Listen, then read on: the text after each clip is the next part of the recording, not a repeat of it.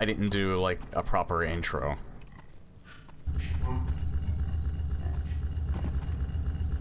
Now I did.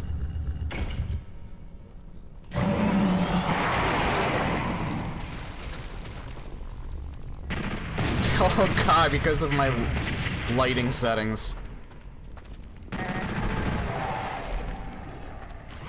I actually can't see very well on this map.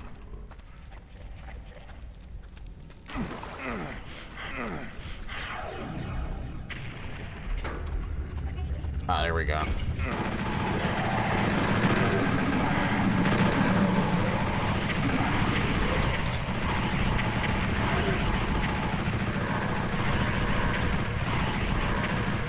Now this is another Lost level, too. Meaning that it's the original Doom Tomb level. This is unchanged. As far as, like, the layout and I think the monster spawns, for the most part.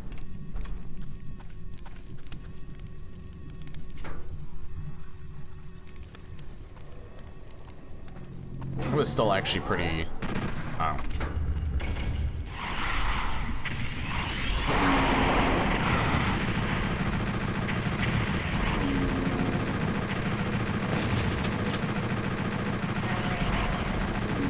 And this level in particular is pretty hard. Like, still, to this day, it's pretty hard.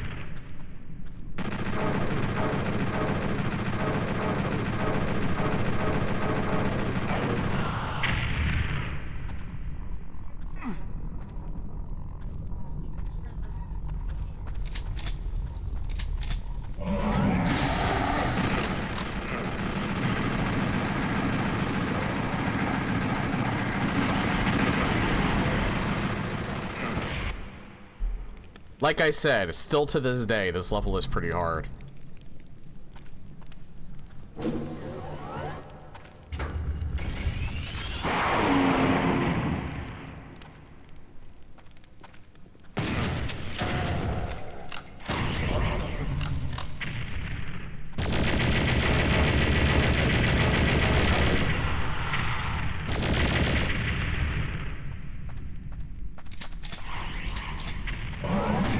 I'm gonna keep going, because I don't think that's a good spot to fight them in.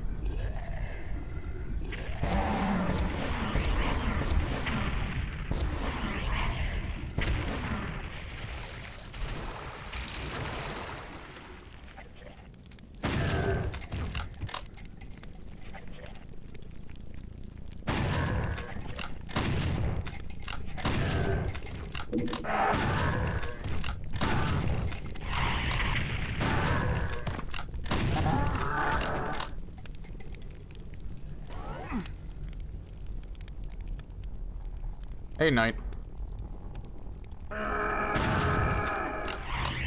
He did change a few things, though. Again, I'm a little surprised that he actually changed it so that a lot of the Baron spawns are actually Hell Knights.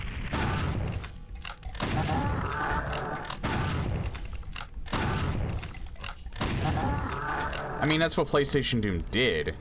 But he didn't really need to do it here. Actually, I think he changed the height of the map, too. That's actually quite interesting. This level is significantly changed. Like, as far as I know, this was never even developed for PlayStation Doom. This is actually the mod makers, I think, made it so that I guess they made it so that if these levels were in PlayStation Doom, they have, like, a certain rule set for how, like, the Lost level should be, played out.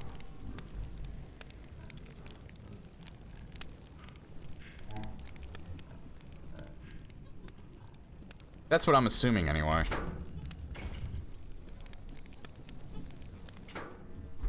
So, I was actually wrong. These level layouts are actually significantly different, but they're trying to, like, imitate the rule set that PlayStation Doom needed in order for them to even run.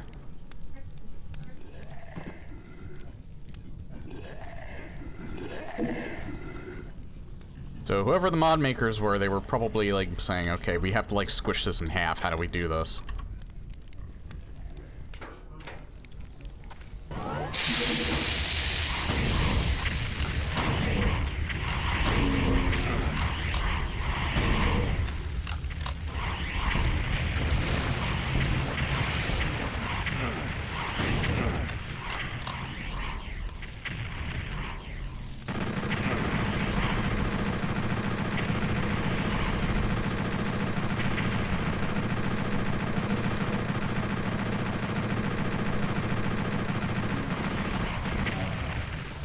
So some of these levels are actually...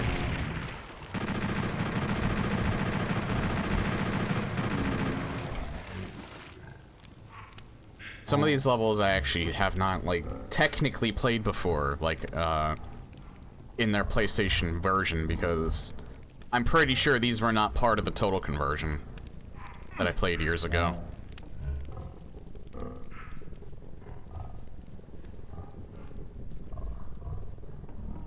I can't go in here at all. I guess I have to go. I can't open this without going into this room, so I guess I'm gonna have to pick this up. Maybe not. Oh, hi there.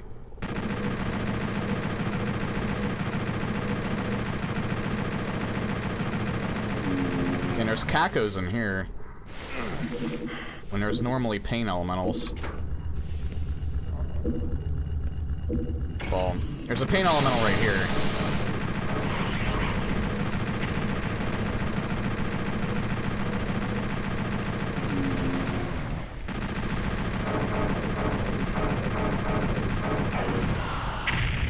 The interesting thing, though, is they did that for Doom 2, and I think Ultimate Doom, although Ultimate Doom, it was less of a problem.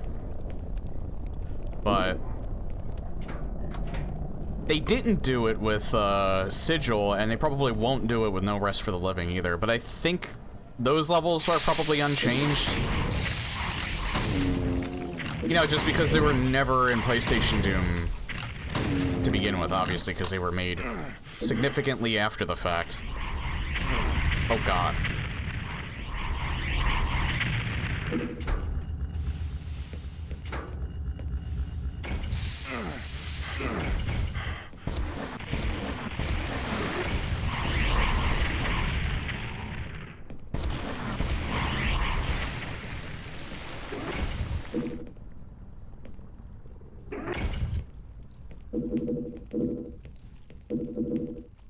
Because yeah, as far as I'm aware, Sigil was not respecting the height limitation that PlayStation Doom had. Which I'm fine with. You don't really need to change those levels. It does kind of make sense changing these for Doom and Doom 2. Just because, you know, the other levels in these are changed.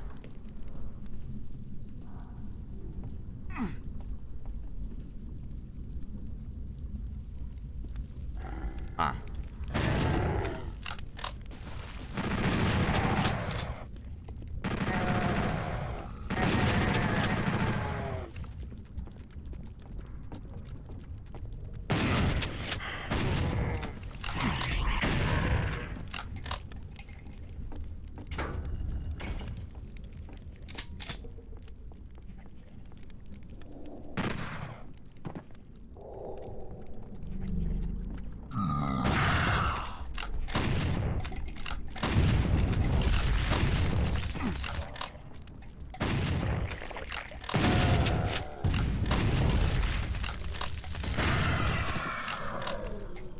God damn it. You know, I was watching John earlier and he mentioned about that fact that it's actually intended that if you break line of sight that they don't instantly,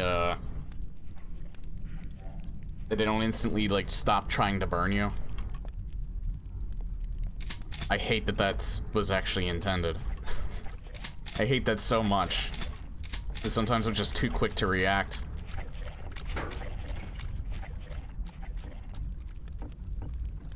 And so now I am in a very dangerous territory at the moment.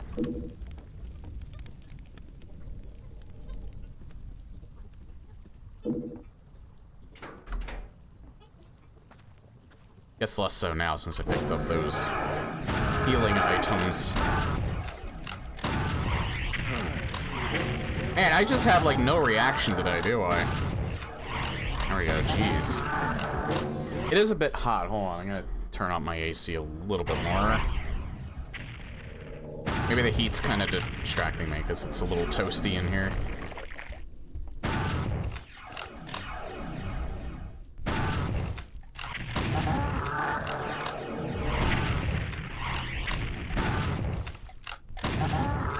You know what I wonder is whoever developed these maps, I wonder if they took a look at like the file size of like each individual level. And like they probably said, all right, this is the average file size of like all the different levels in like Doom and Doom 2. So we have to keep it at this size for like the level layout itself. That would be kind of interesting if they did that.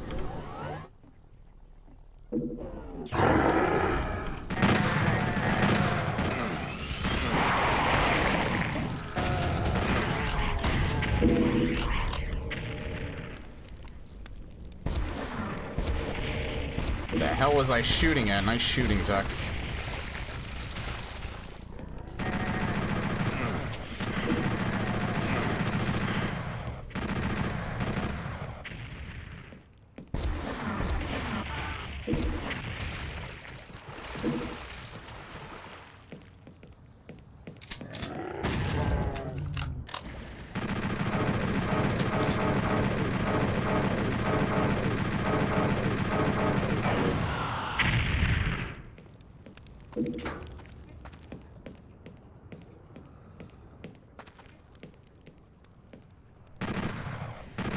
Oh.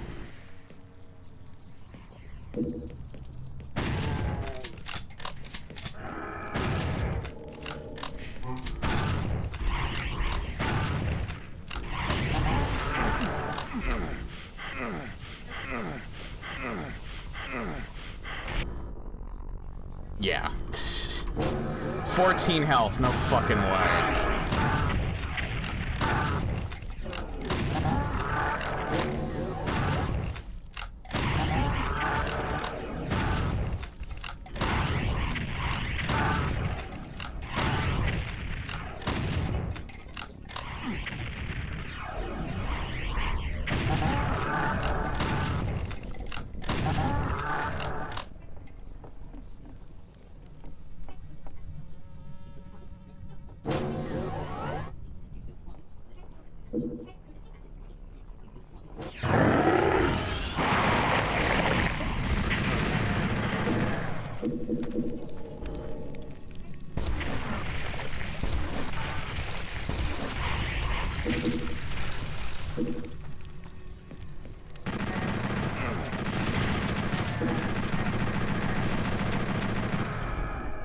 Nice that the shotgunners are being hyper-aggressive today.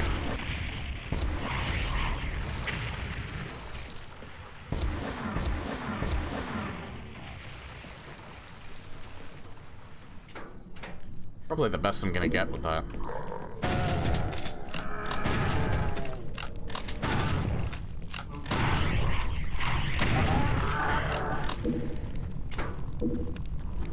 It's alright, I would rather take that hit than fall in lava.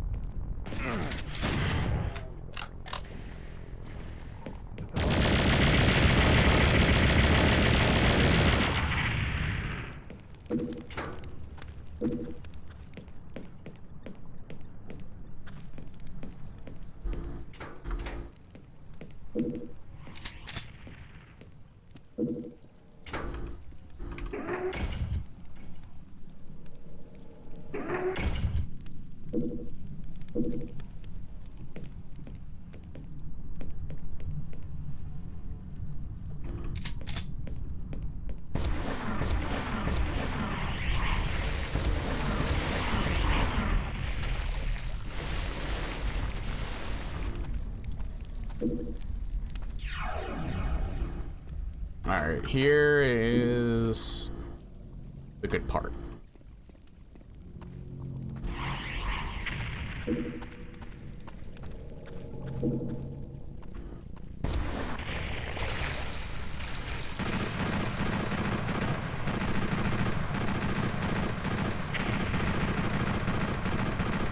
I think I'll have to go, like, all the way back up here, but I do kind of want that armor.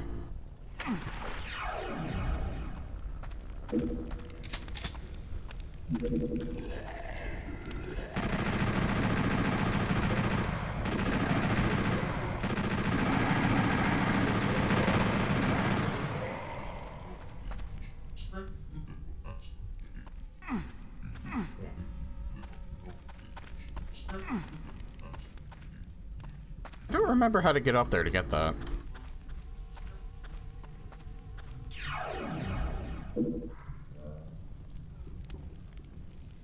I don't think I've gotten that secret too often whenever I've played through this level.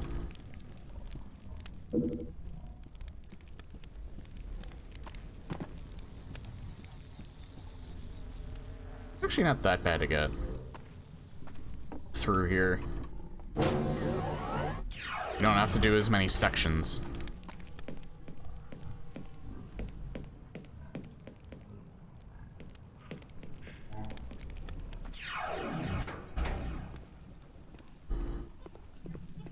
There might still be a Cybe up here.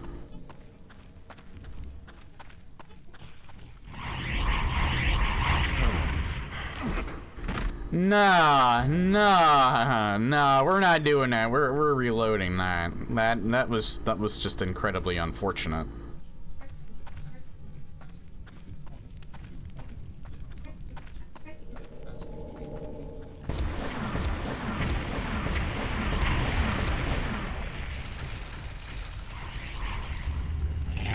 Oh, it's just Mancubus. We can just leave.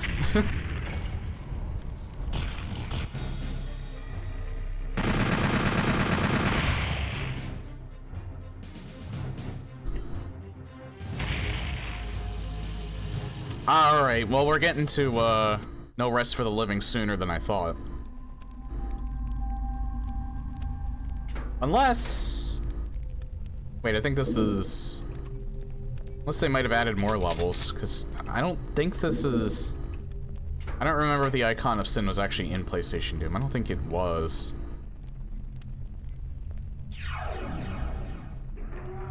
Nah, it wasn't. Unless it's like after this.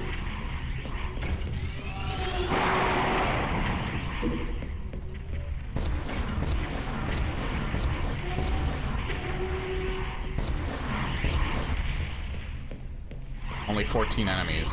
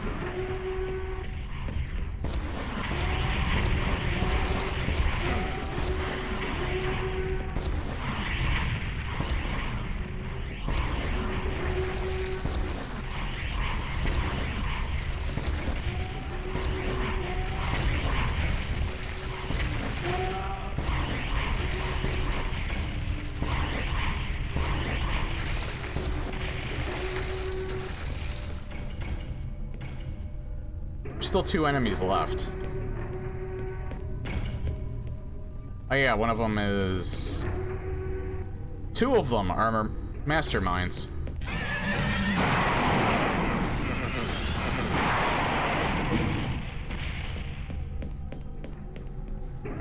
Three of them are masterminds.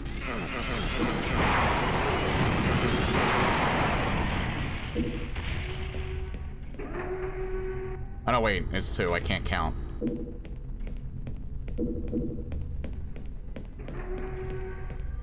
I can at least game, but I can't count. We don't even have to get these because we're done here, I'm pretty sure, but just in case we're not.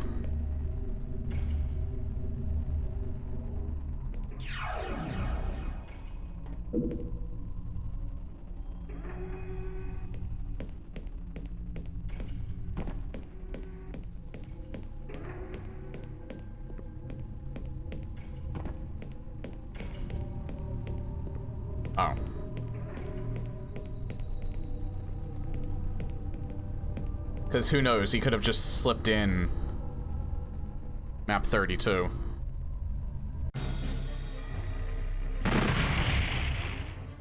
The Icon of Sin. Yep! There was no way I was not going to fight him. Thankfully, we have Mouse Look, so we're just gonna cheese this shit. Because fuck the Icon of Sin. I love Doom 2, but I never loved this fight.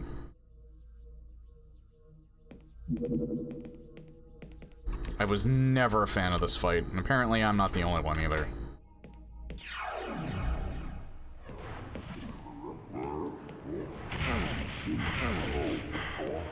Hey, it's 3D.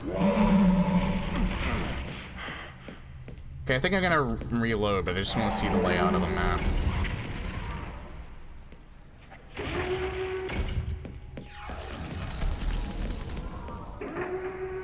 We already have an arc file spawn.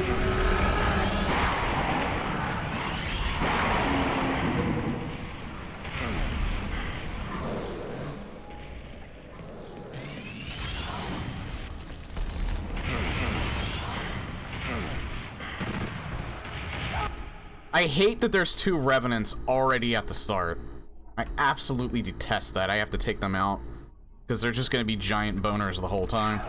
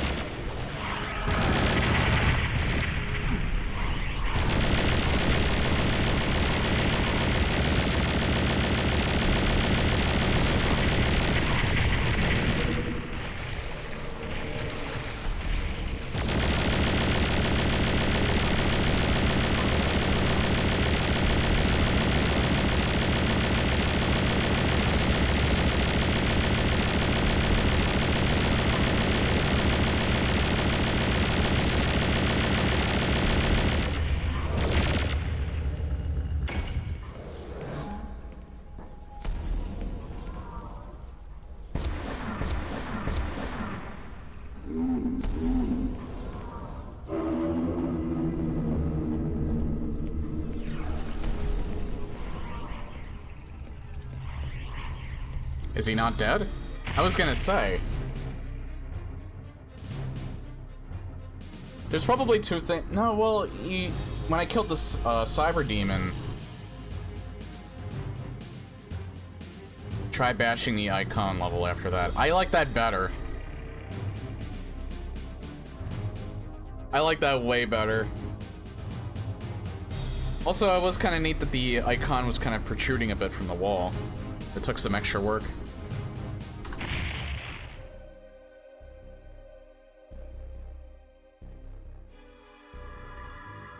That also wasn't in, PlayStation. The Icon of Sin was never in PlayStation Doom. Or at least not in the Doom 2 portion. The last level was Redemption Denied. Yeah, given the memory limit. There was one thing that I didn't, like, notice until, like, now, and I'm surprised it took me until now, but I guess it's just most noticeable with the lost levels in Doom 2.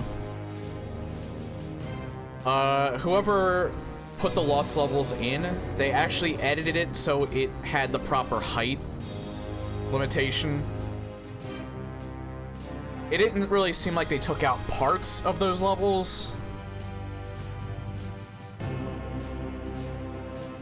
But they did keep the height limit.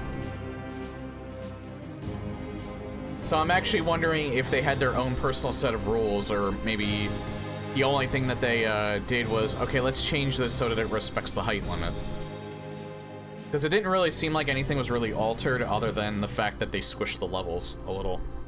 vertically. Because I definitely noticed that in, well, I forget the name of it now, but it was the level before Redemption Denied, which is OG Map 29.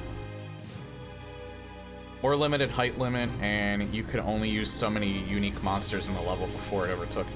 Oh, okay, so they were, like, taking the memory limit into account when they redesigned the, Lost Levels. It didn't have a secret level count here. Oh, no, wait, it did. 36 out of 36. Alright, so I found them all in Doom 2. I only missed some levels in the first Doom, so that's good.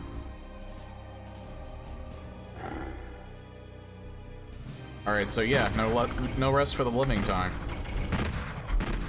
I don't think I'm gonna be able to finish this today, though.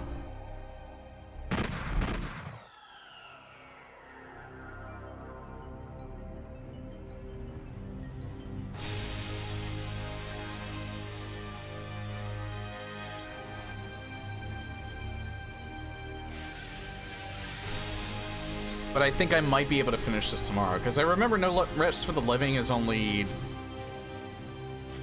It's only 9 maps, I think, or maybe 10.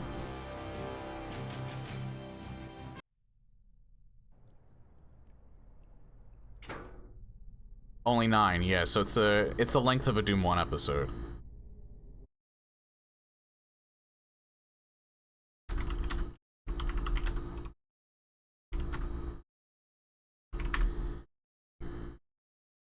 Yeah, I just want to know... Alright, secret exit for this is on map 4. So I just have to remember that.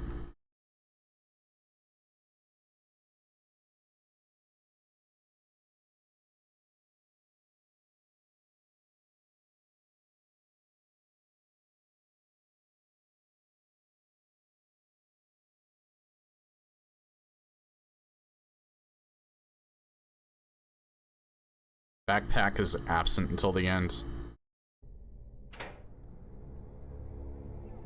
Yeah, I think they put the backpack in one of the lost levels, because I got it earlier than that.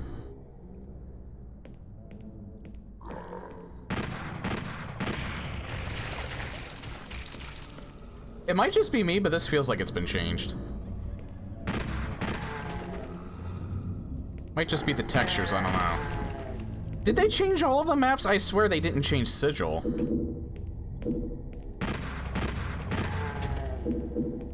Like, Sigil was 100% familiar, and I'm pretty sure they didn't take the height limit into account either, because some of those levels were still large. But I could be wrong about that. I don't know, this seems wildly different. But then again, I'm not as familiar with No Rest for the Living.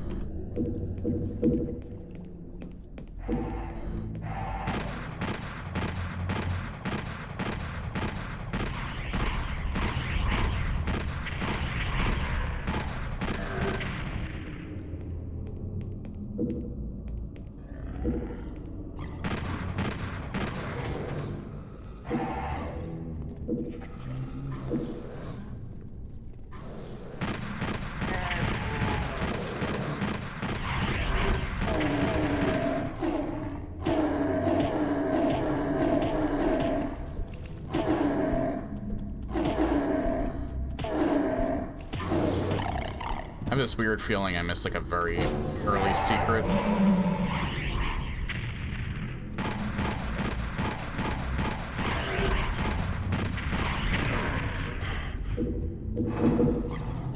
Well, I mean, this was a secret.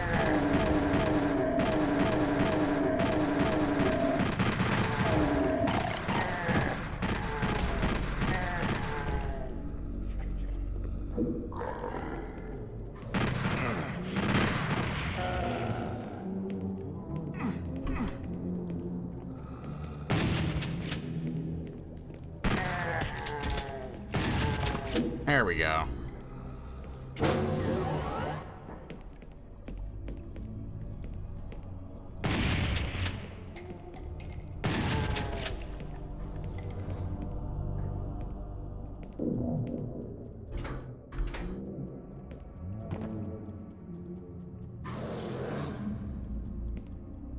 From what I remember, it's actually pretty valuable to try and find as many of the secrets as you can early on. I mean, it always is, but it's especially true for this.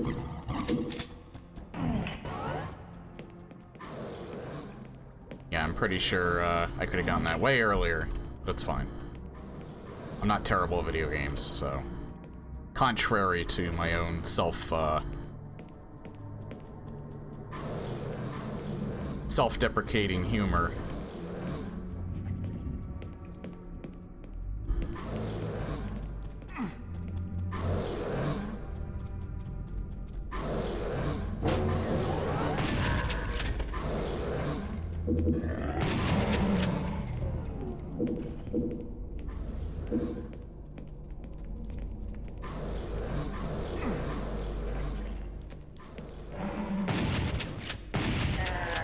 I wonder if it's just the texture changes.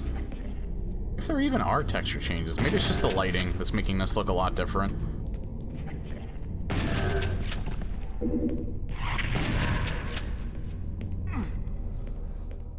Yeah, the one thing I regret on this playthrough that I'm doing, I probably should have kept the PlayStation skyboxes. For some reason, I decided to set them to the normal ones.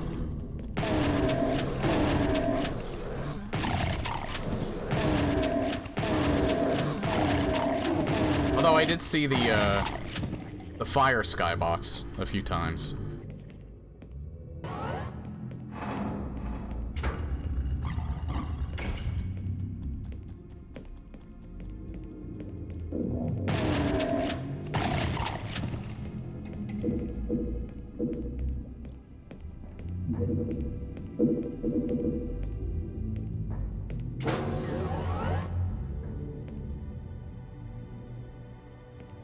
There's some areas down here I still didn't go to. Oh, probably because yellow key.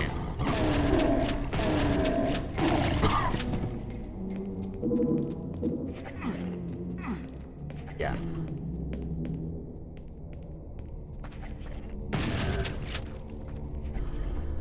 Thinking about it though, I am essentially doing like a full playthrough of like classic Doom, like I used to do back in the day. Whenever I would reach follower goals, I would do like full playthroughs with like different gameplay altering mods, like Brutal Doom, Meta Doom. I think I did it with one other one too, but I forget what that was. I don't really see the point in follower goals though, if anymore. If I just fully committed to this being a hobby, I just don't see the point anymore. I might do it for fun though. And not the goals, I just mean I might do like full playthroughs of different mods at some point.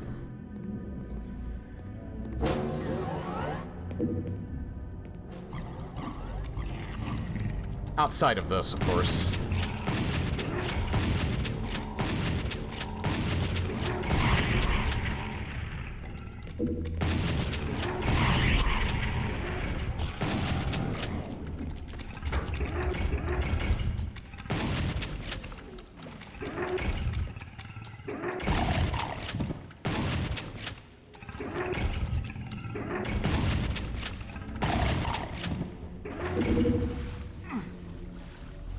Really like the lighting in this room, though. I love the deep blue.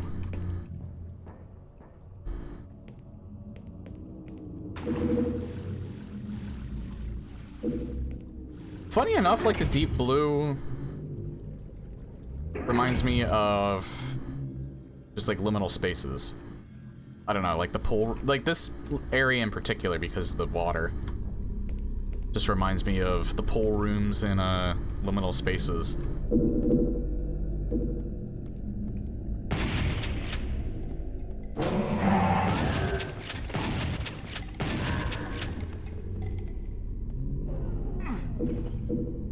That's one thing I think would probably be like a really neat concept is start out with like the liminal space horror until it progressively, like, gets more, like, maybe hellish or Lovecraftian or things like that. It just gets progressively that way. Very, very gradually, like a slow pace.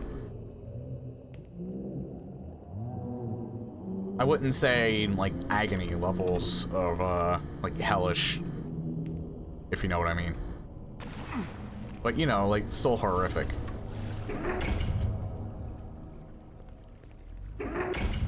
Oh, chainsaw.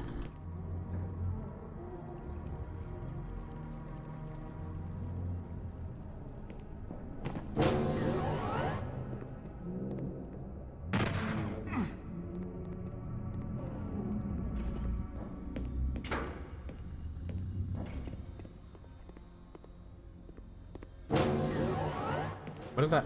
Oh! There we go. I don't know what that one switch opened, though.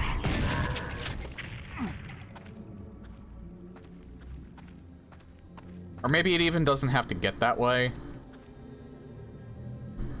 I mean, that would be a neat idea, but another neat idea would just be, like, things start getting more and more dilapidated.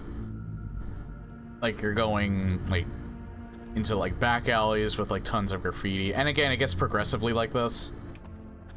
Just because that would be a little more, like, unsettling for someone like me. Like, I never really found... Liminal spaces are incredibly interesting, and I love those kinds of, like, games and mods and things like that, because if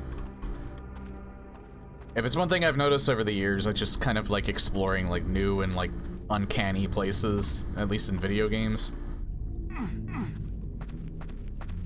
But a lot of people consider it kind of horror at the same time. I don't really consider it horror, or at least not true. Nah, even, like, bashing it for not being... I'm not even bashing it, really. Like, calling it not horror, I think, kind of does it a disservice. It's like... It is kind of horror, at least for some people. Because, you know, it's, like, familiar, but it's still unsettling.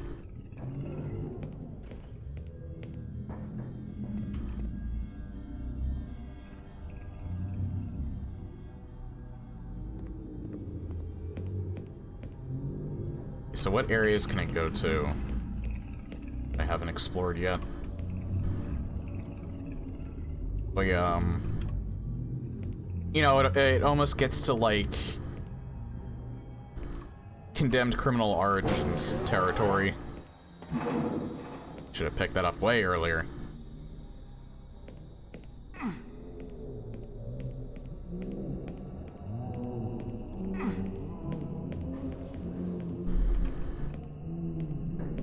Where, like, instead of things being uncanny, they get, like, uncomfortable, unsettling, like... And having those areas, like, graffiti, like, trash-infested, it's, like, dark, maybe rainy outside, and you just keep going and going, and you're, like, you just feel like you're lost. You're not really sure what's around the corner. Like, that's a personal... That would be my, like, personal fear. Like, that would be the stuff that would get me genuinely terrified.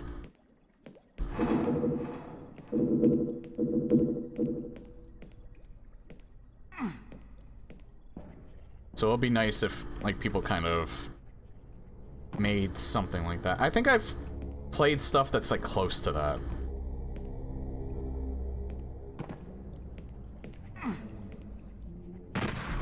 That does open, but it just...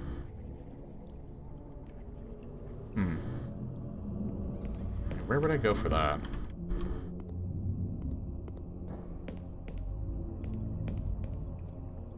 Not this way. It gets through blue door.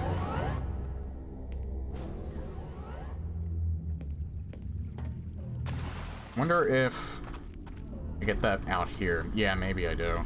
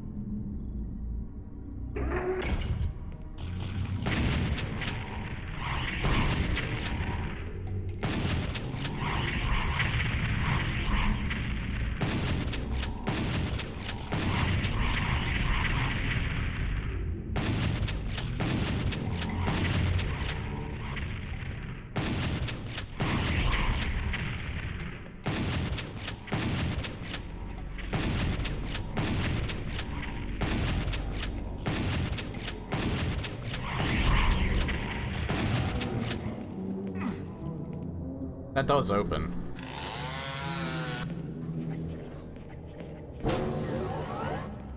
Hell yeah. I need to get that right now.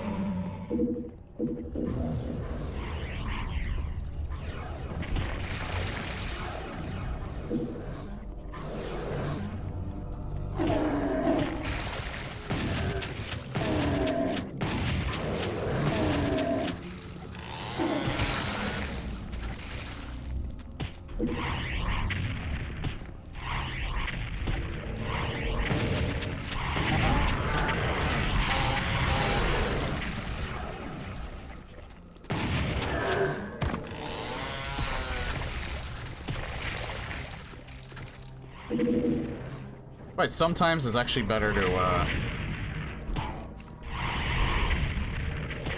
get the Berserk pack early.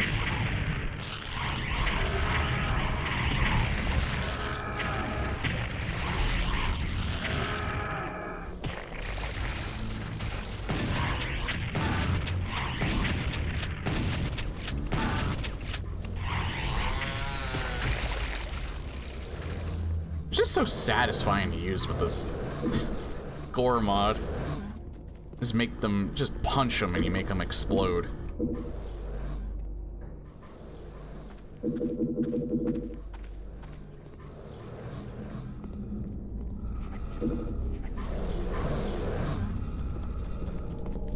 There's pretty much everything out here explored, and I got the yellow key on top of it. Still plenty of enemies left. I feel like maybe I should save that in case things get dicey.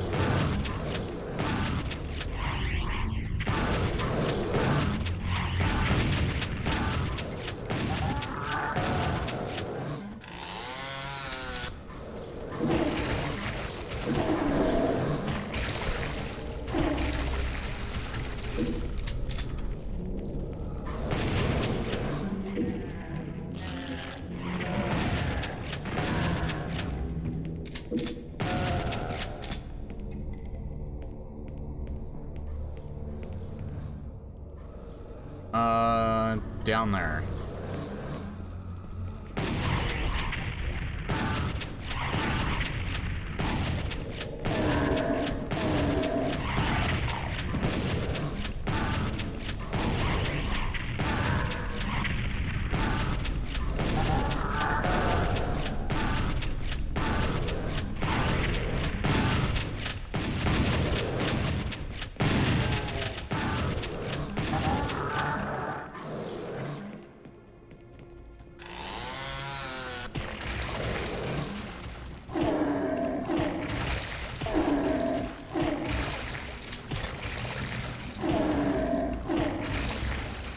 Yeah, once you get really good at Doom, like, sometimes the Berserk pack just almost feels like it's stupid OP.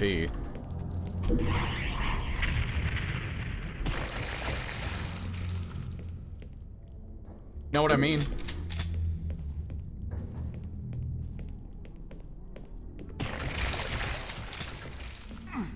You just bash, smash, rip, tear.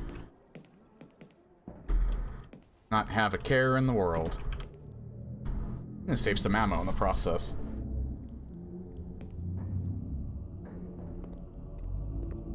Yeah, it's still not open yet. There is that yellow door down there.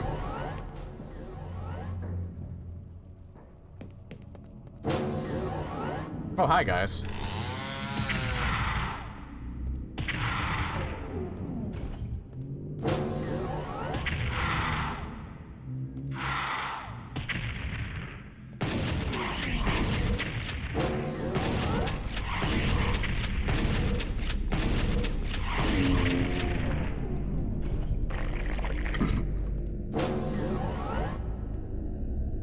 this just leads here.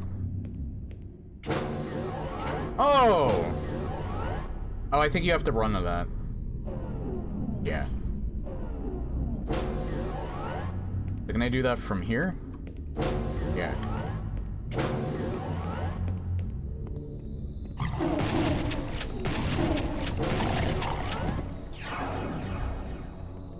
Oh. I guess it's just if you want the ammo in here. I don't really need it. Found every secret, though.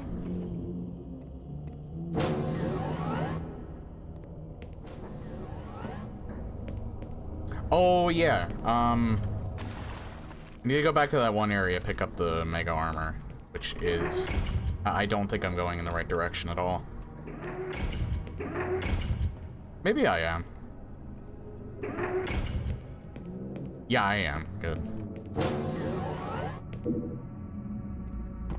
And I can get some of the shotgun ammo I didn't get yet.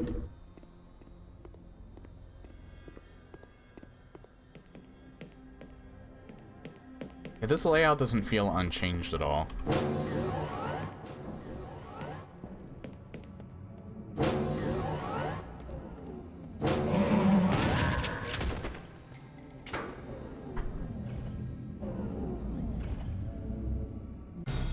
Or this layout doesn't feel changed at all.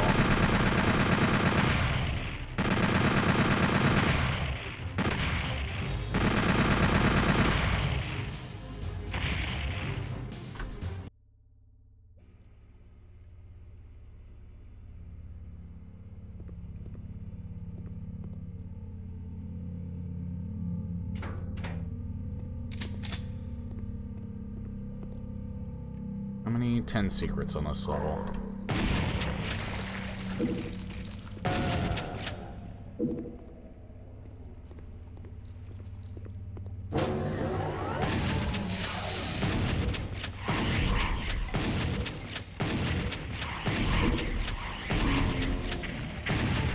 Yeah, I did actually watch like a tad of my playthrough of the Tuttle conversion of a PlayStation Doom, and man, is there a stark difference in lighting between this and the again, this more feels like a remaster than it does like... I think you can, but I think the settings allow you to make it like as canon as you want, so... Or not canon, but as faithful to the original as you want.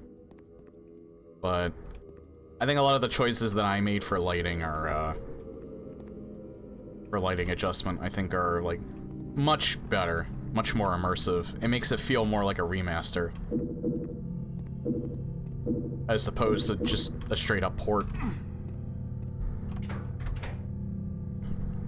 And also, Sigil didn't even exist at the time, and then and this wasn't even part of it. So I like that they added these, because it gives like a nice PlayStation Doom coat of paint. Oh, good lord.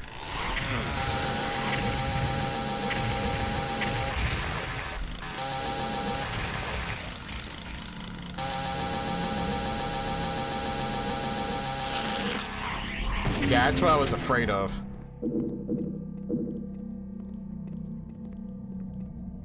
But I don't have the... I do have the chain gun. I'm a dumbass.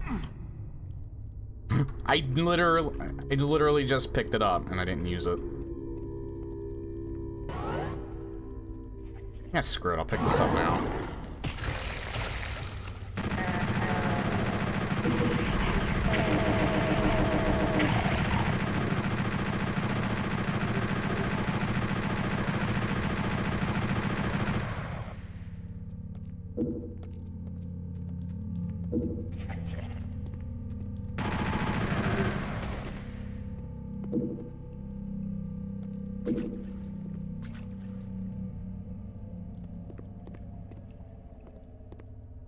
Alright, got red key. Where do I go for red key? Definitely not to blue key. Red key.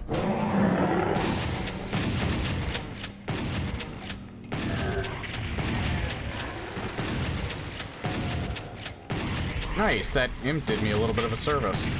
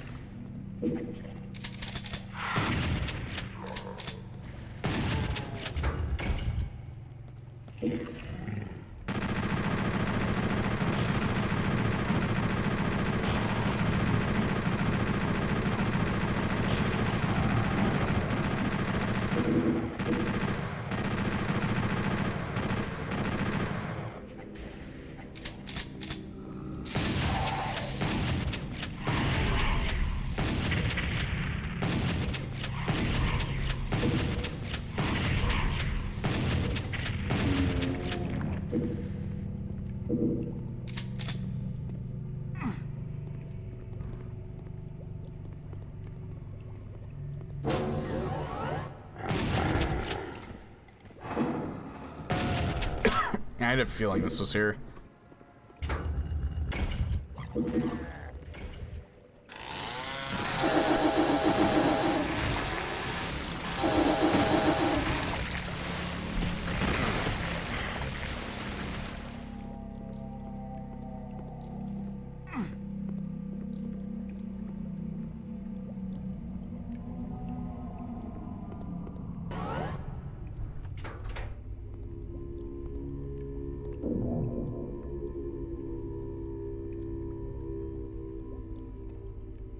And blue key.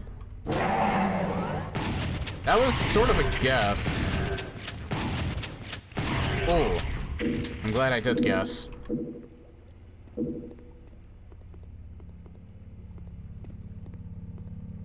Wonder. Yep.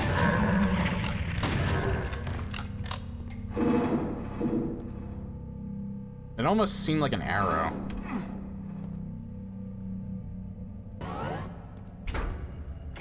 Oh, and then that burnt that down. I don't need that right now, though.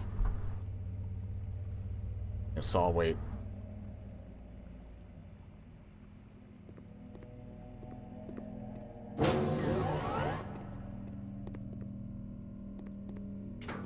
Just in case.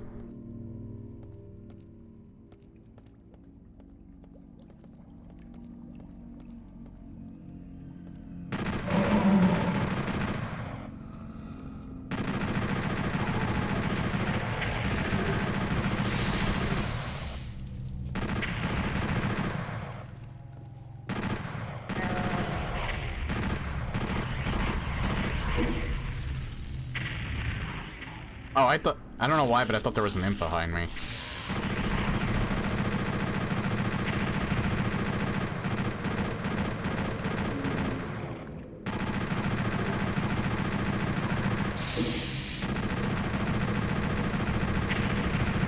I mean, there is one now.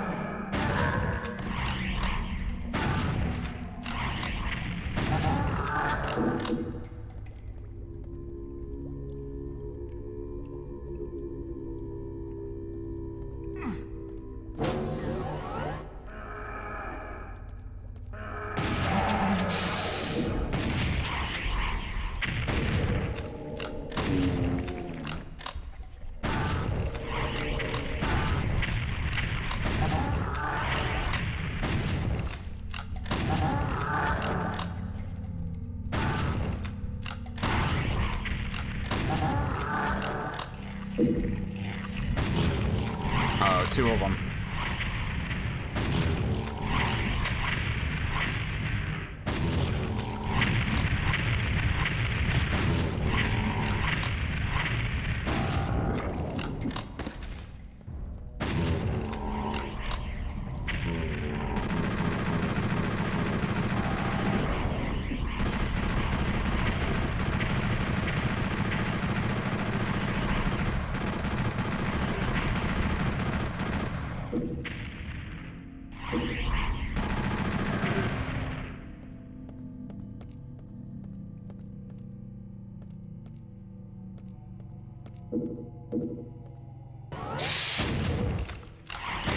I want to get the secrets again.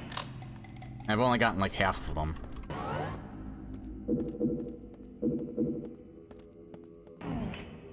No Rest for the Living, I actually think, makes secret hunting a little more fun than the main games.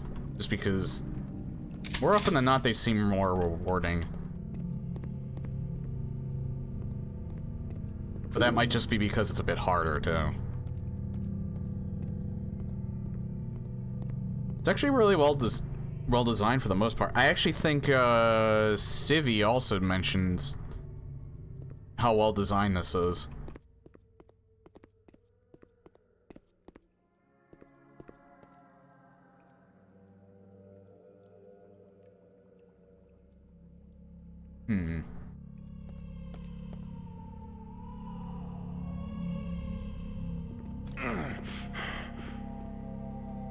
There's only 3 monsters left, too. I might as well pick this up now.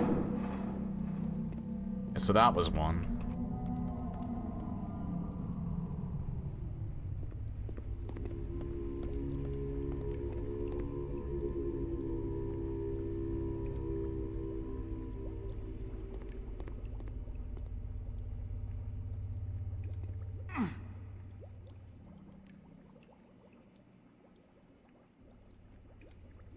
I think south. Was there something else in here that I might not have done yet? Oh.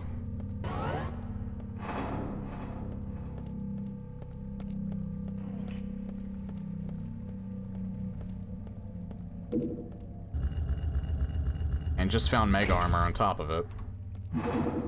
Okay, so I'm only missing 2 more secrets. Let's see if I can get a backpack early. So where would the last 2 be? I almost feel like there's one right here. Yeah, there is. Oh wait, maybe not. It's just to get back up. Okay.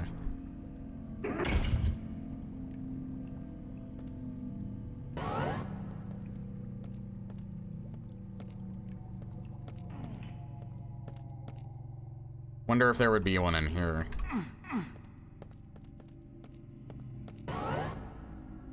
There's one in here.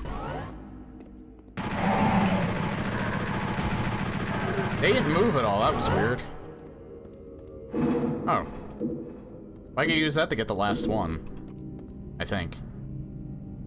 Yeah, get the last one with us.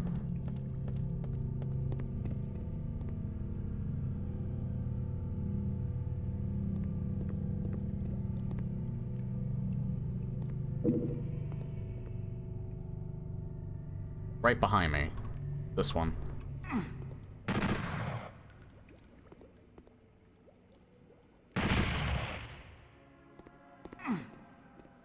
How would I get that one?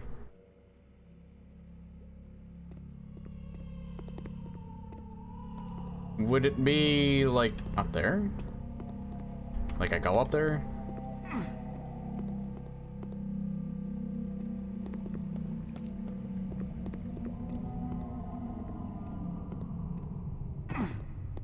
I didn't hear anything open.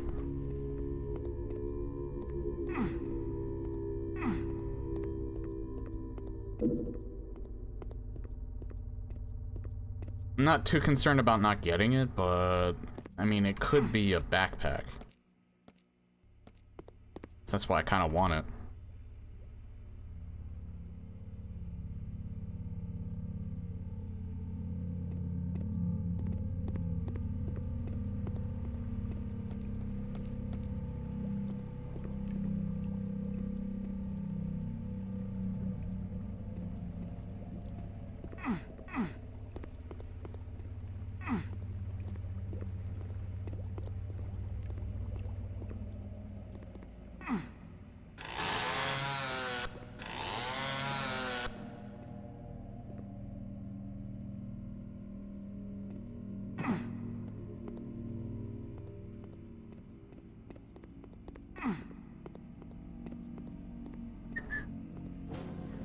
Wait, there it is. Found it. Nope, and didn't need it. But 100% secrets again.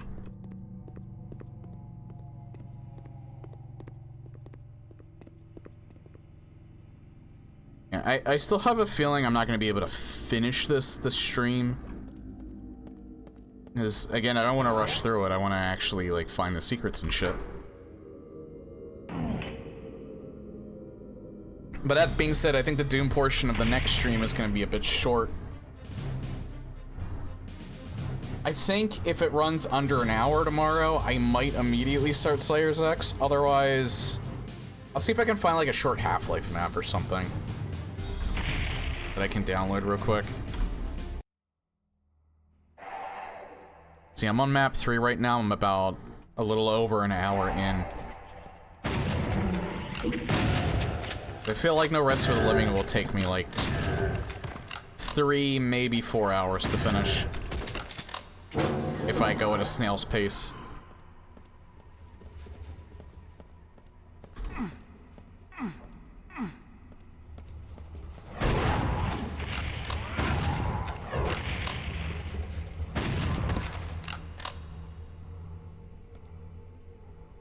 Only 5 secrets in this level.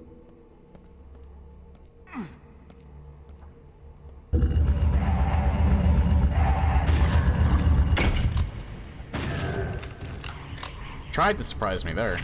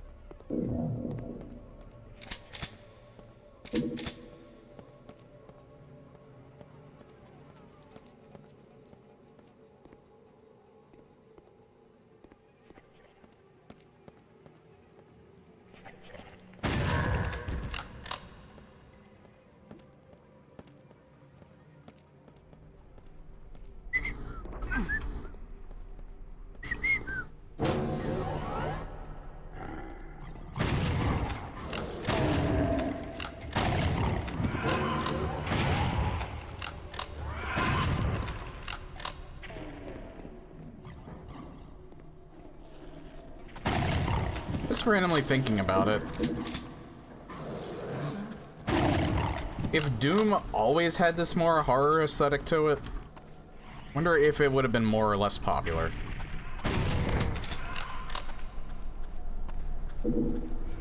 Because horror is more of a niche than anything. It does kind of have like some mainstream influence, but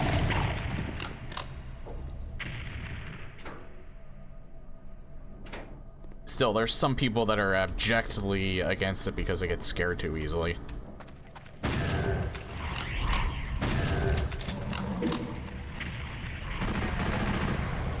Plus, depending on if you're exploring sensitive topics, might be disturbing for some people. A little too much. I mean, it is. Some people, even the PC version of Doom, kind of scared them as a kid, just mainly because of the, you know, the whole demonic monsters. I don't know, like, it's weird, like, hearing how, like, this game actually scared people on the PC. I could definitely understand PlayStation Doom and Doom 64 scaring people, but not the PC version. The PC version always felt more like an action game than anything. It didn't feel like scare factor was not intended. I don't think it was, really.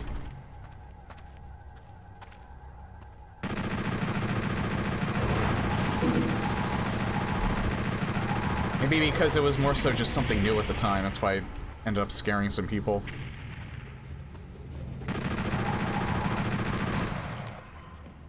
And I remember my brother not liking, Spear of Destiny. Because he was scared of skeletons at the time.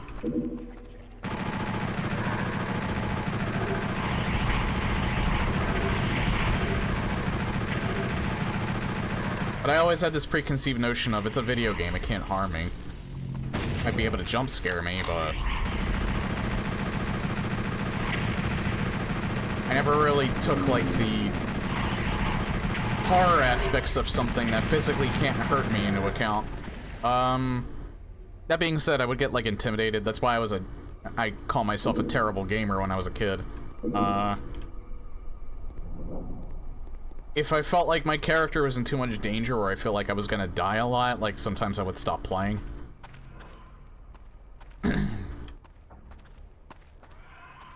But that's not solely due to horror games, that's any game. And that's why often I would cheat. I use Game Genie, Game Shark. Different priorities of entertainment at the time for me. Now I like a challenge. You know, a reasonable challenge. Not like reset the game 200 times to get through one spot type of challenge.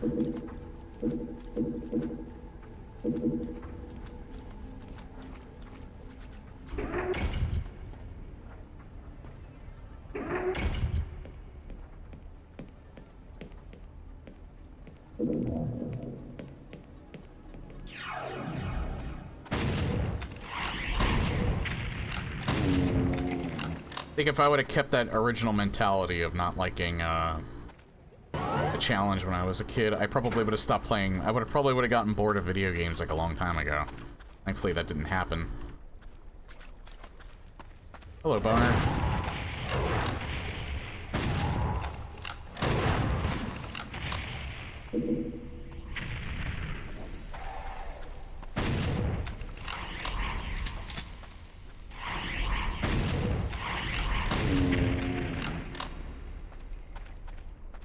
And not to toot my own horn, but I think at this point I'm probably an above average Doom player. Anyone has the patience for slaughter maps, though, I would probably put them a step above me. And of course speedrunners, they're like the elite.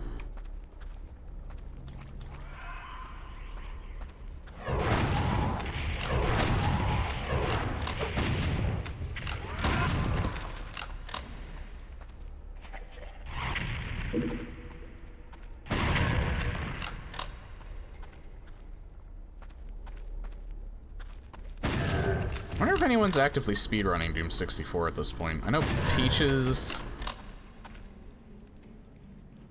was doing Doom 64 when the Steam port was released, but I'm not sure if he still actively runs it. Hey, Asanada. All that matters is to have fun, yeah. Yeah, it's just kind of weird, like, reflecting on, like, how different my priorities were back then when it came to video games. Ah. Oh, hi.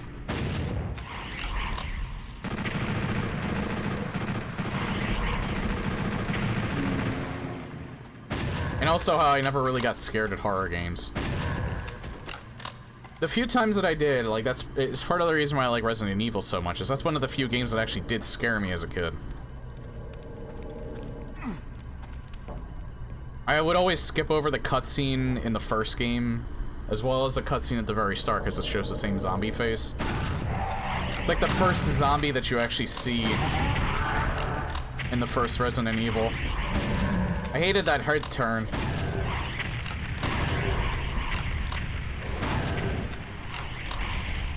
This was like the most disgusting thing that I think I saw at the time.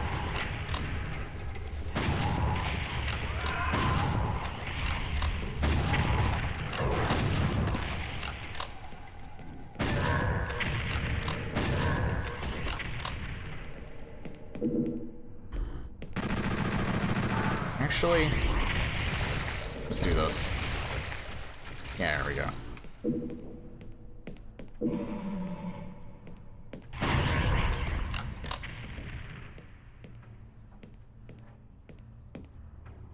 Have I not taken a hit like this whole time? Jesus Christ. I don't think I took a single hit on this level.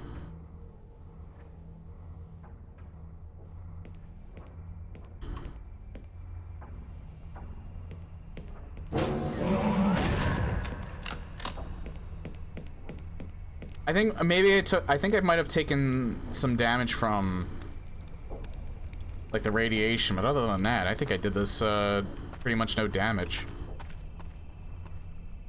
I'd have to go back and check. No, I might have gotten hit by like a Cacodemon that I didn't see. I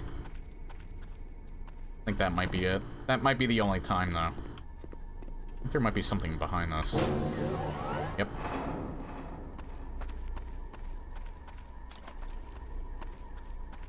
Fuck. Oh. I mean, I don't need that. I only really want to look for these secrets just to see if I can find a backpack, because I still haven't gotten one yet.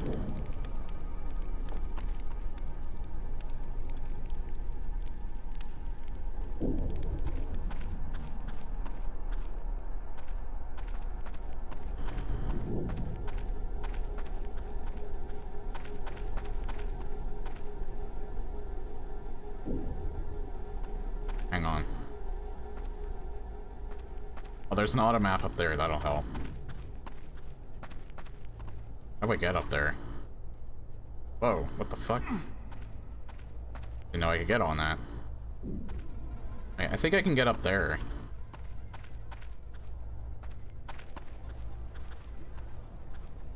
Right? Not from there.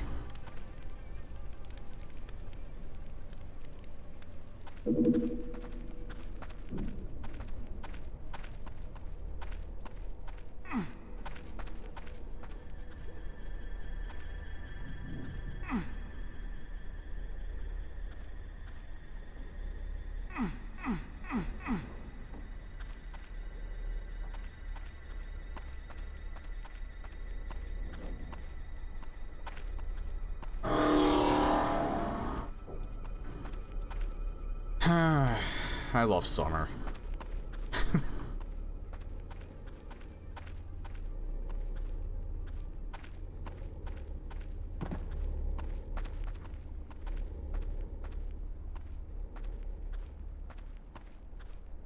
Like, so close to figuring this out.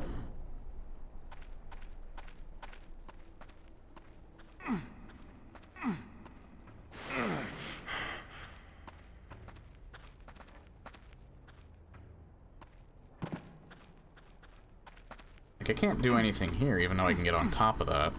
Uh-oh. Well, this is awkward. I think I found the one place where you can, like, legit get stuck.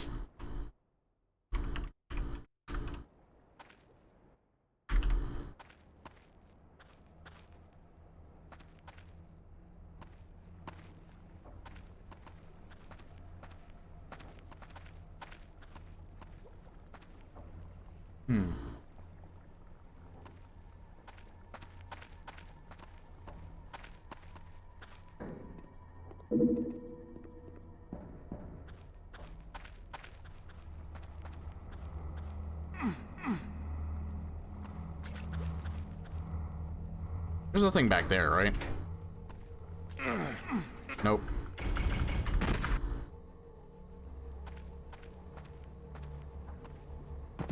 God, how do I get up there?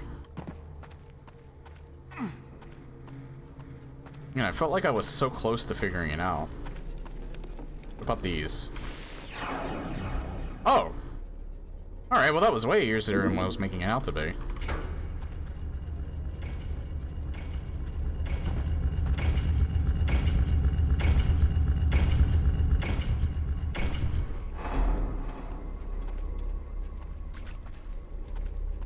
I don't need that mega armor. But I think... No, that's not gonna bring me... Like, this won't trigger anything, will it? Nah, it doesn't trigger anything.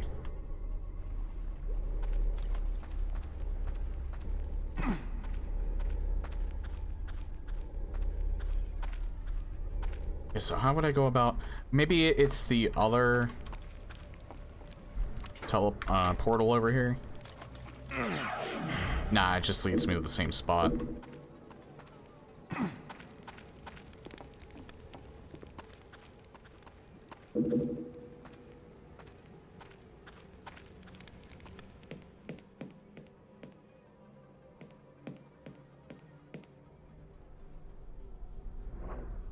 I'm only missing 2 more secrets.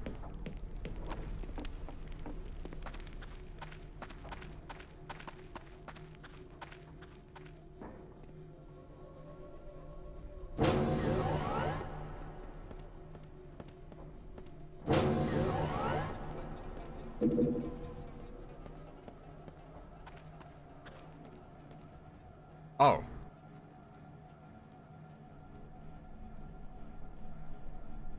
Oh, this is awkward.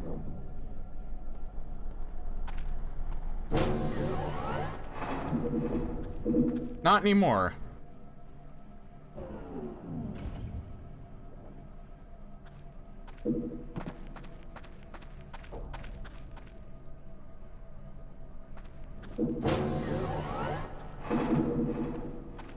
Not that I needed any of it.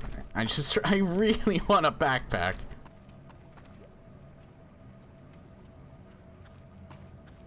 I have to fulfill my hoarding tendencies in video games by having all of the ammo.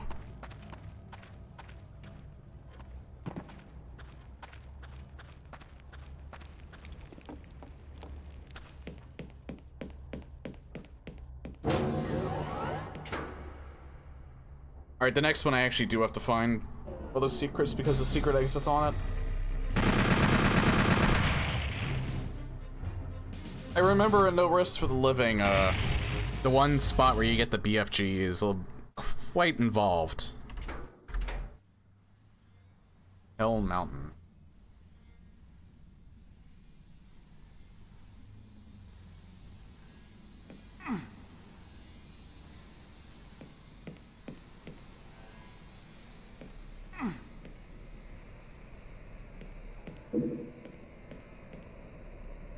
There's like a little line like right here. I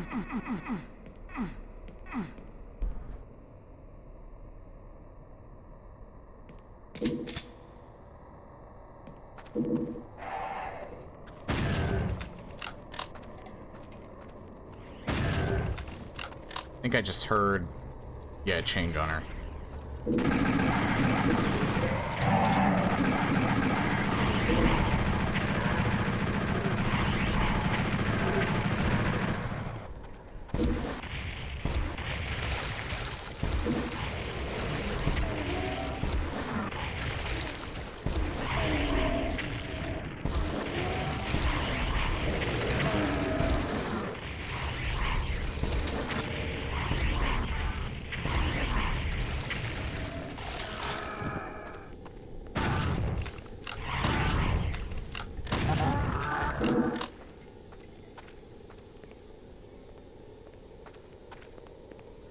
Like how they put a rocket launcher and some rockets just right there for you. In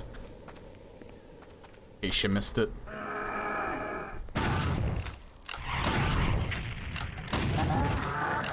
Or if your pistol's starting.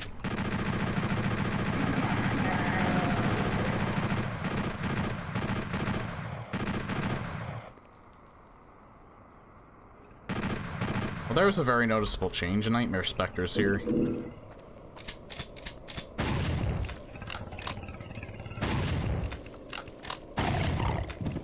In like a spot where you can't reach me. I'm actually wondering if that's going to be a running gag.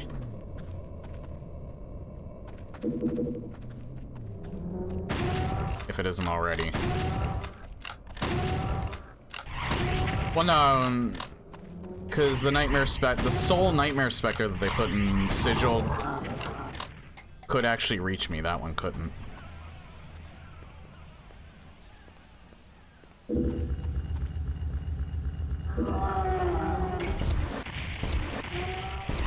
So never mind, it's not a running gag. My brain, I think, turned off there for a second.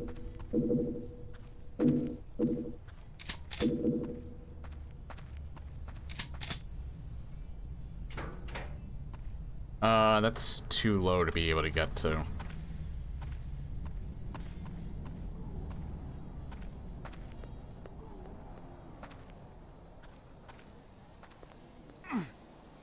I don't know why, but I thought that looked like an arrow.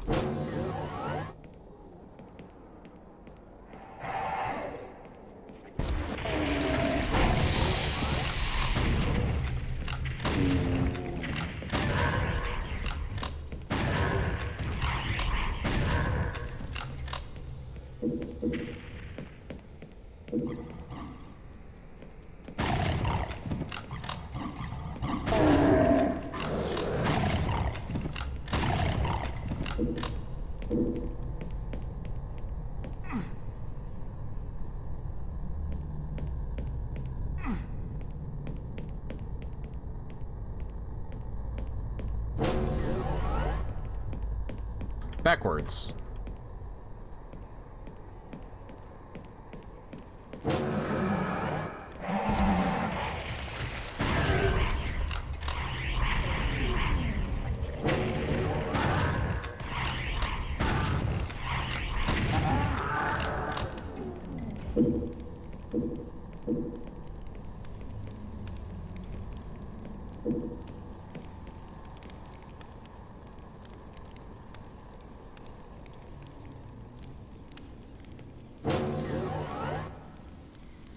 Seven secrets, and I haven't found a single one yet.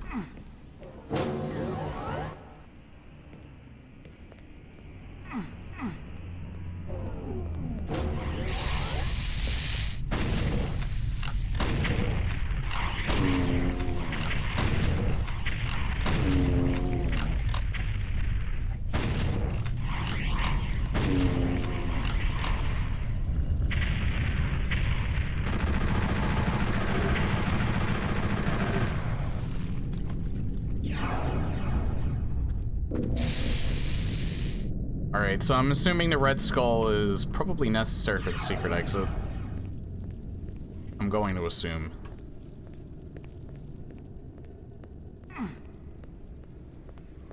Since it was behind a secret after all. I don't think they pulled a master levels and put something essential behind a secret. I'm still salty about that, by the way. I have no idea what that opened. Never mind, I have an idea what that opened.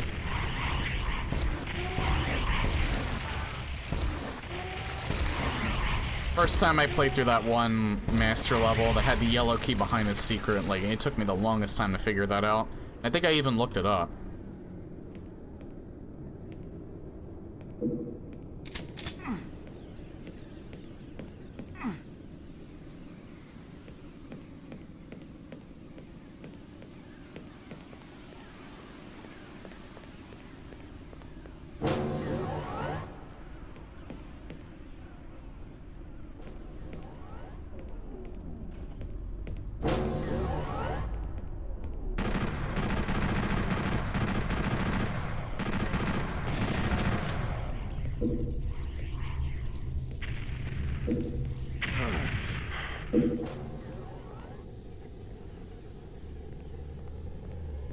Hello there, Mr. Grin. You're a mean one.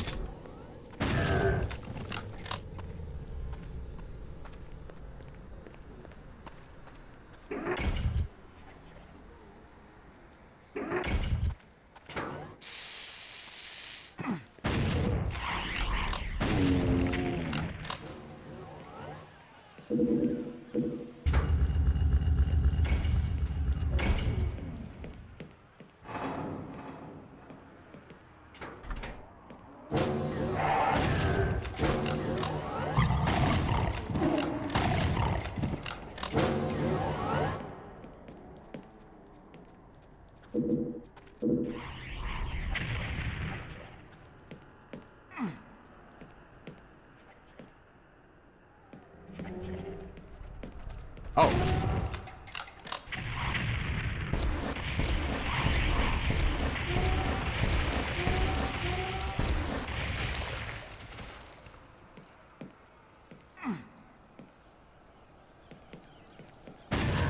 I think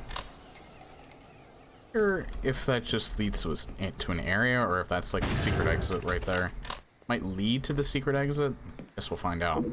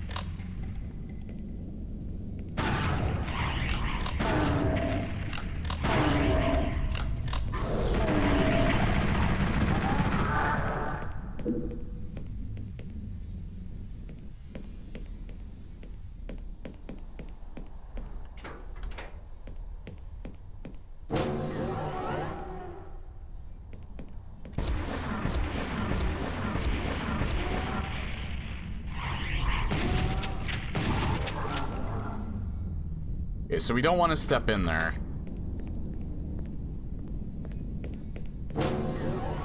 Especially since, I have this red key and I never used it yet.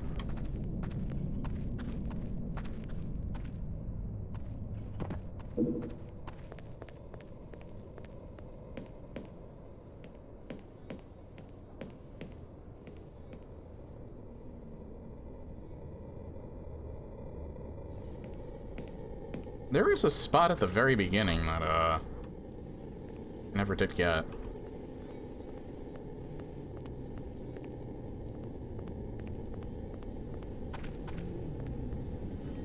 Again, that could just be Japes.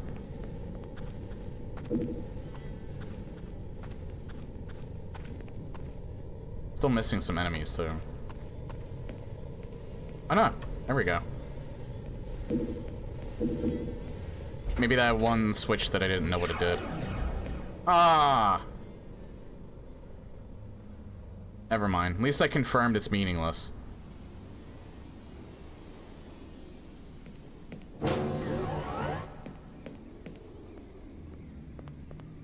Wait, did I hit that one?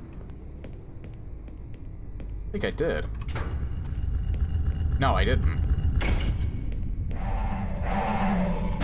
Oh, and the secret exit's right there.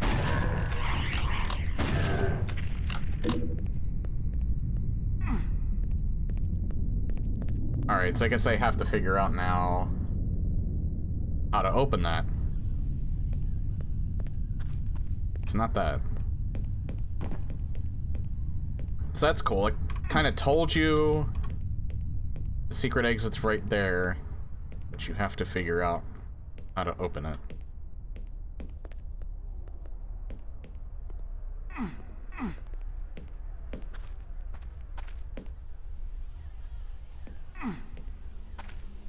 I wonder if it might have opened up something new after I did that.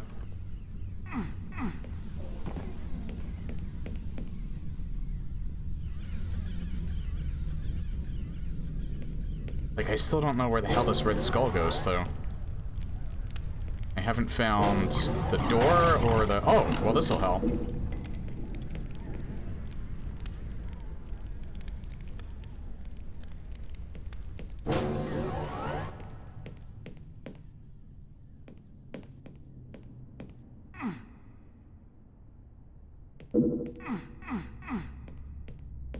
Okay, well... There's something behind that.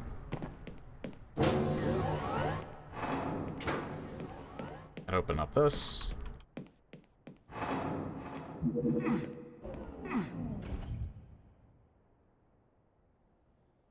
Final secret. I wonder if finding all secrets opens up But why would it though? Like, again, I still haven't used this red skull on anything yet. I don't think finding... No, they did open it up. Okay. Maybe I used the red skull on something. I don't know. Well, in any case, I found the secret exit.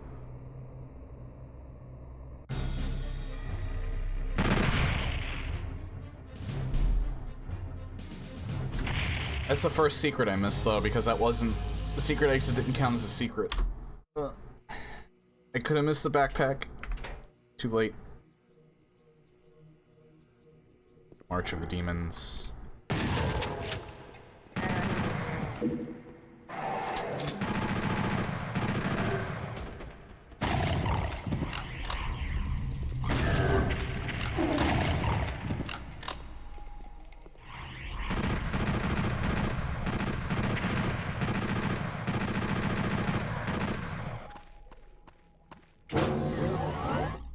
Alright!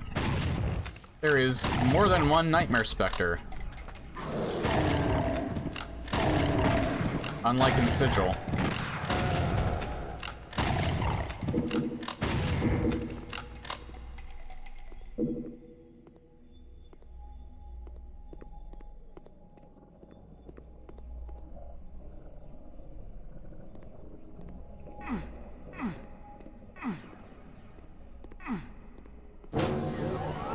Nice.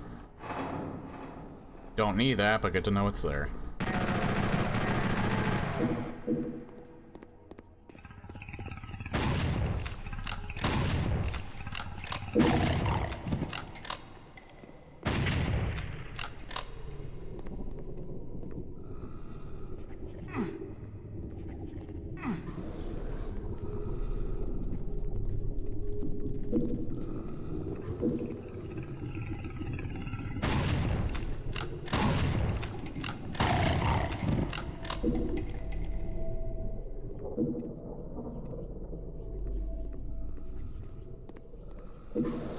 It's like all this stuff that I don't want to pick up.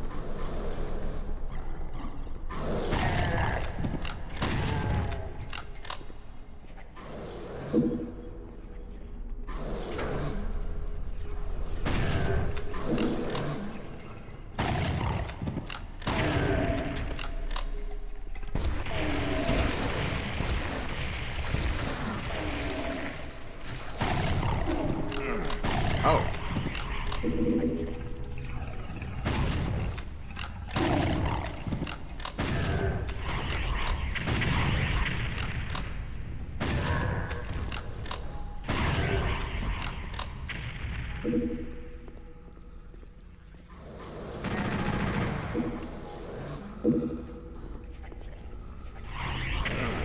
Ow. Rude.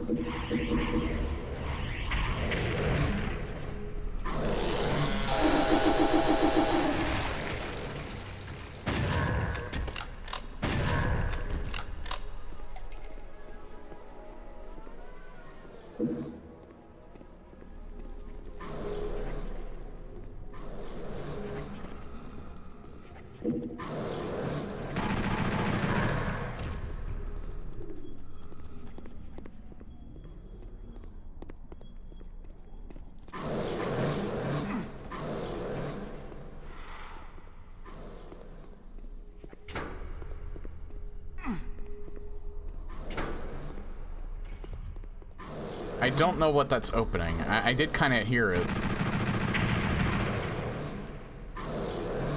Oh, okay, it opened up this.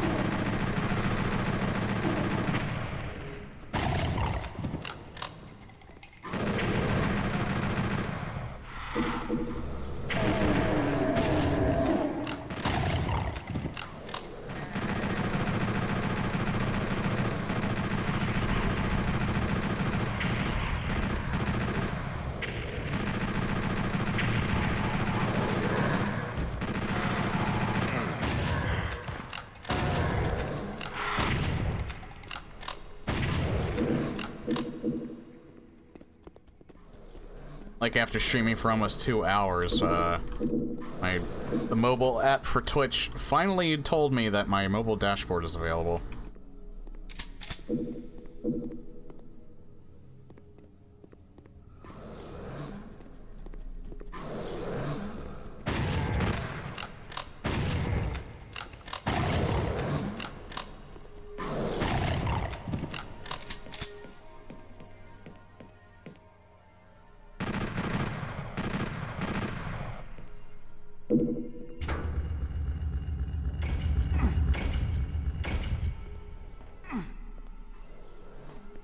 think I need to find one more switch and I can get that.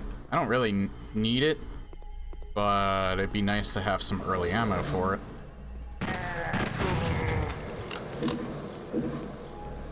Oh, there we go. Never mind.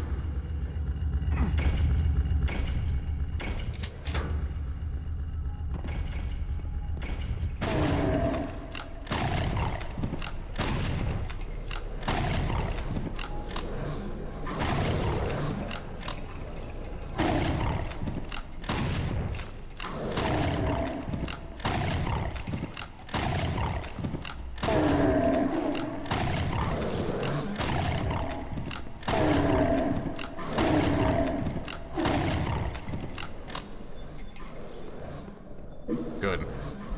Plenty of shotgun ammo around.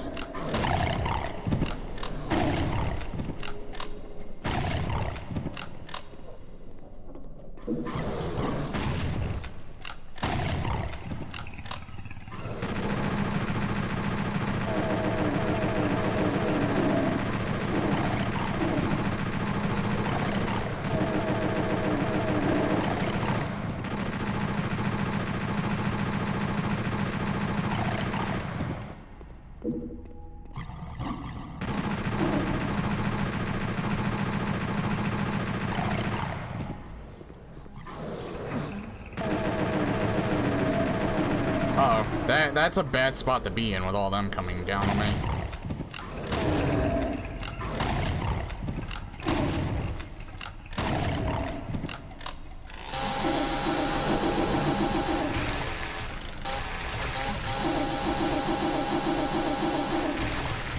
Guess I must have put some holes in that one pinky, like the second that I, chainsawed him, he just fucking exploded. Cool.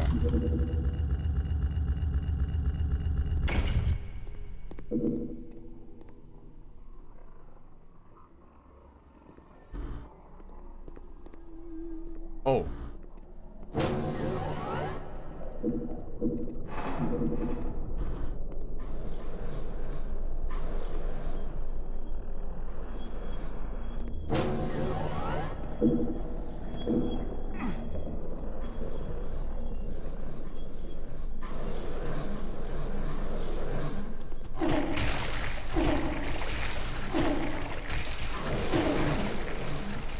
Now blood fountain time.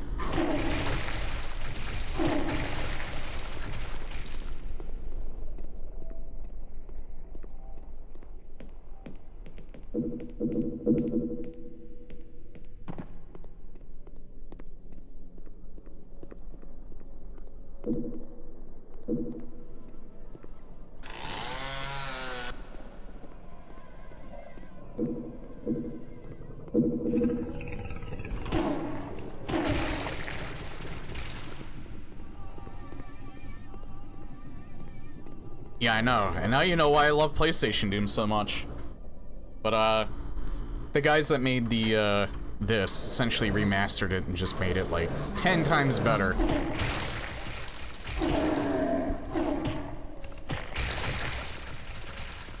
So if anyone ever wanted to actually experience PlayStation Doom and why people revere it, but you don't want to go back to old tech, I would say that C is the definitive way to play it.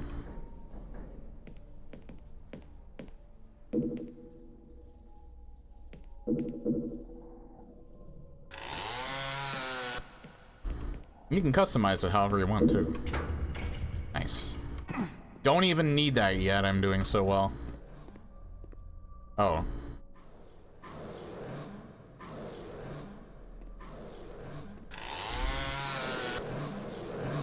Hang on, I just want to make sure I've cleaned up.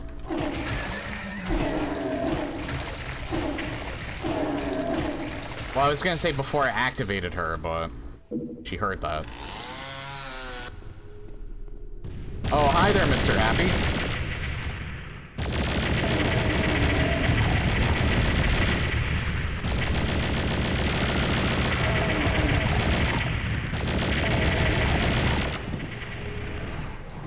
There's another Mr. Happy around, I think, too.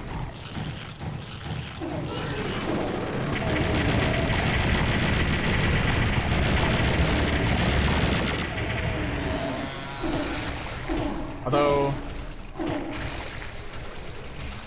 Mother seems busy. Oh god.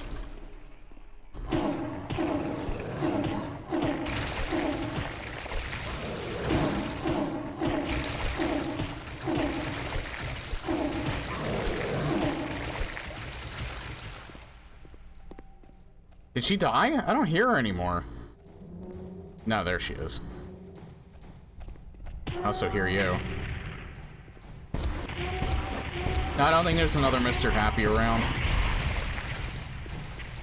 I think these are just new. Oh.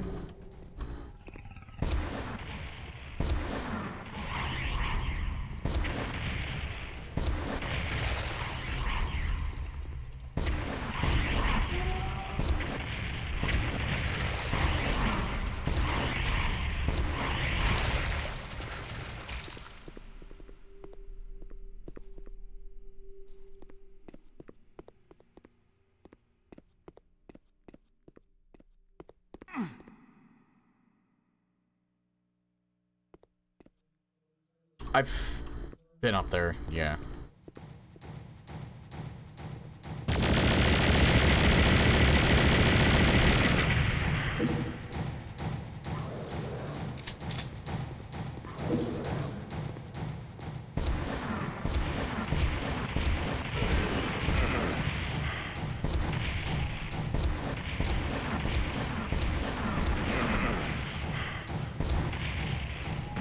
Not worried too much if my health gets low, because I have a Mega Sphere in there. That being said, I'm gonna save right here, just in case I overshoot it. Like, right now.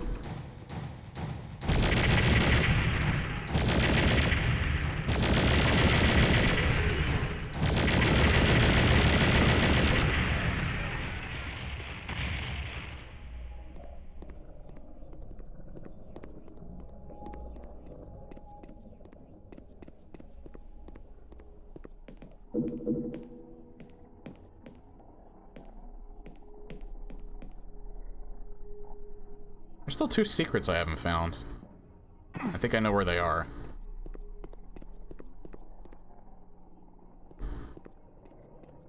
Not here, I don't think. Nah.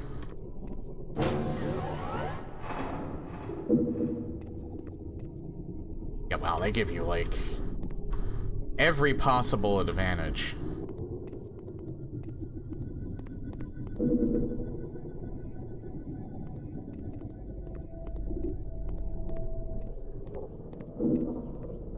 And I still have some pickups lying around, too.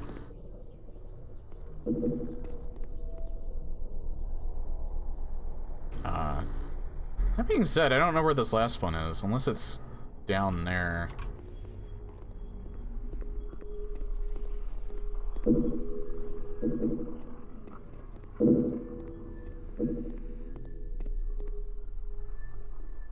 And not here.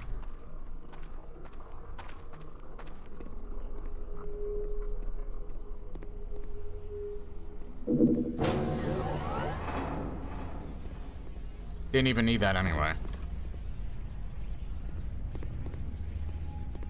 Alright, I found every secret. How is this mod? I highly recommend it. And, welcome.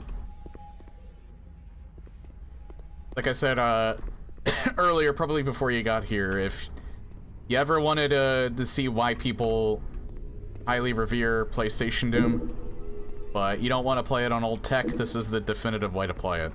It's basically a remaster.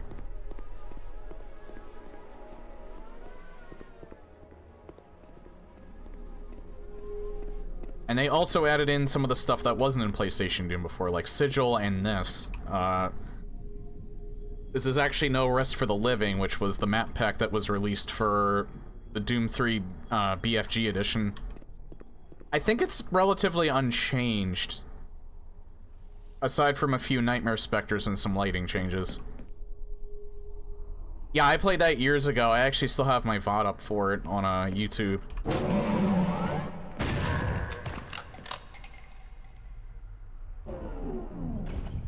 And like I said, I think with this, you can adjust it to be as faithful to the original as you want.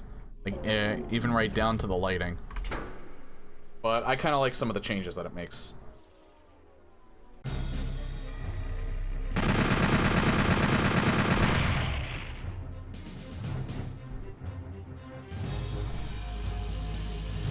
I think Final PlayStation Doom CE doesn't add any new... Aside from probably some cut levels, I don't think it adds any new map packs. I think it is Master Levels, Plutonia, and Final and TNT were all in Final PlayStation Doom CE as it is. Yeah, and for the most part, everything's already set up for you as well in the download. I don't know if it's on Doom World, but I got this. I got it from a mod database. That's what I've been linking to whenever I make the VODs for this. Or, well, more accurately, I don't know if it's on Doom World or... Yeah, I don't know if it's on their database or on their forums, but it's definitely on there. It's definitely on mod database, if you can't find it there.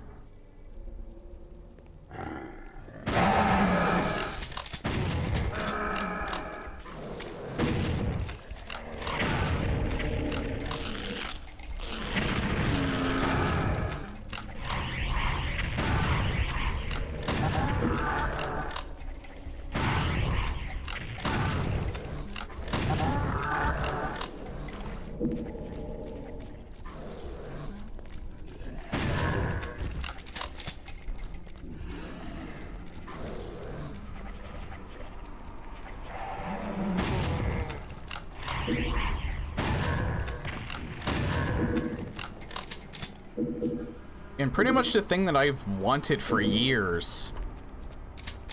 Like, I've been mentioning it for, like, the longest ass time.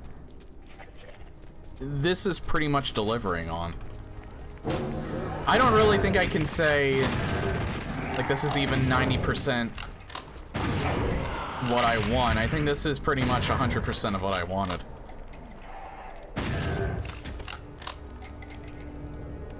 The, like, entire classic series just done in this aesthetic.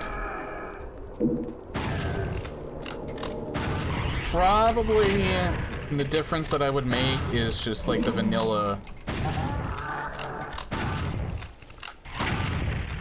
Instead of like the cut portions and like the scaling of like the original levels or the PlayStation levels. Like, have the vanilla levels.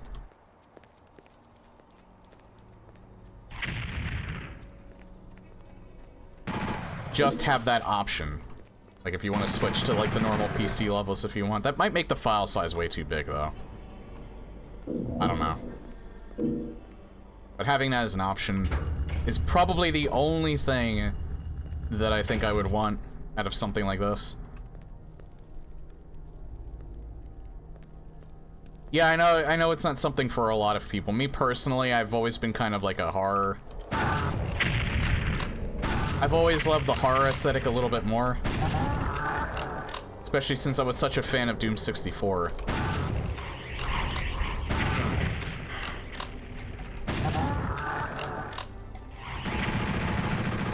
And PlayStation Doom. My uncle had, I hope I'm not misremembering there. But I'm pretty sure my uncle had PlayStation Doom, and I never finished it, like, you know, until now, but I used to play it when he was, like, at work. when my grandparents looked after me over the summers when I was a kid. That's also when I played Resident Evil for the first time. Yeah, Doom 3 is definitely the black sheep, but I like it a lot more now. I didn't like it as much when I was younger, oddly enough. I think it was just because it was difficult.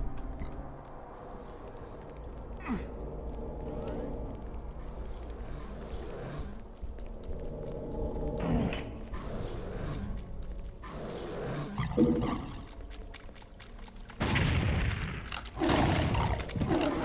already mentioned that earlier in the stream, but I was not a good gamer when I was a kid. I would often just play with cheats. I didn't really like being challenged. That mentality changed as I got older.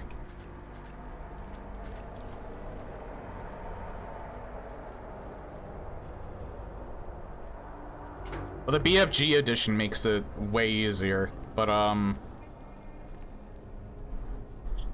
it's hard to say whether or not it's easier or harder than the classic Doom games are, just because of how much different they are.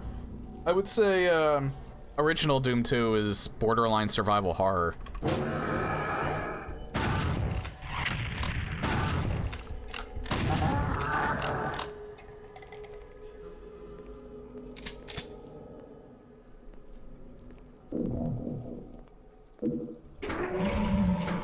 Oh.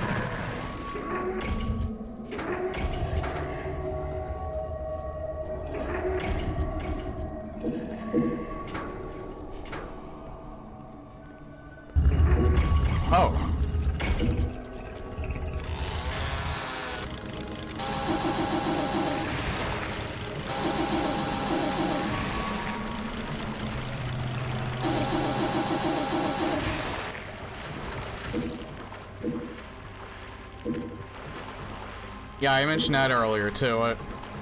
I can definitely see PlayStation Doom and Doom 64, obviously, being scared by those, because the horror aesthetic is much more prevalent, obviously, as you see here, but OG Doom, I never... Because even as a kid, I was never really scared by it. I mean, PlayStation Doom and Doom 64 were, much more unsettling. Especially with the soundtrack. But again, I think that's because I played horror games quite a bit as a kid, so I wouldn't say quite a bit, but probably more than some would.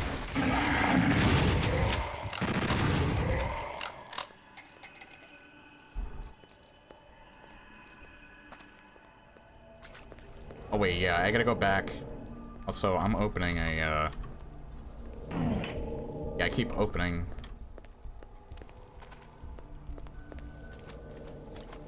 something, probably that.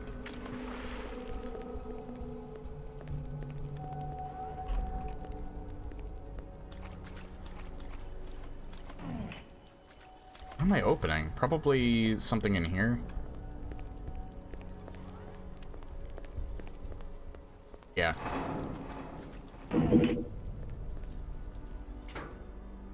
When I get a PC, Albert Hodges OST and effects definitely add to the horror aesthetic. I got a PC, search for every horror theme game I could find. Point and click adventure games have never really been my thing. I do have, I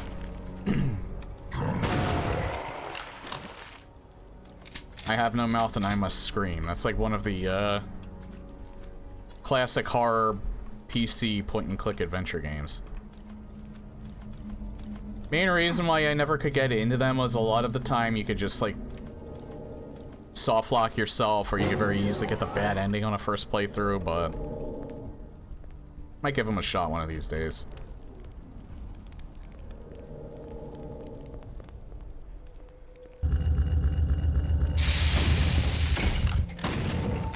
Somehow the wall absorbed every single shot.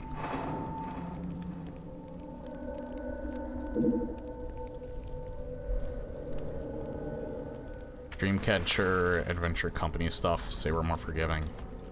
I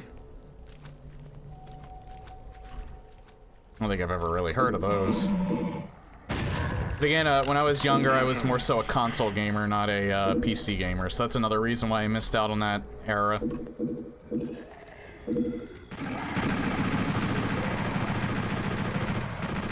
The few PC games I had back in the day were like Warcraft 2, Command & Conquer, Sonic CD. And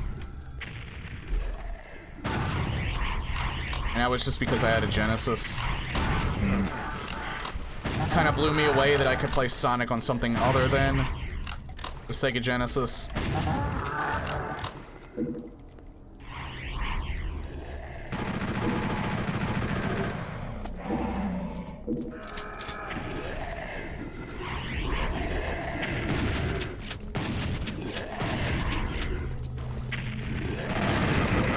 Fuck.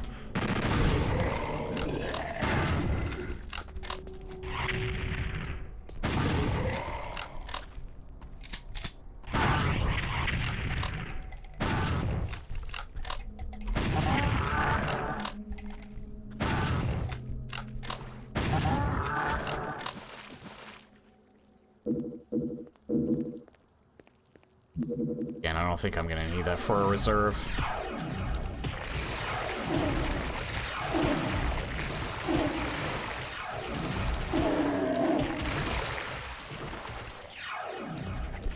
Oh, more of them over here.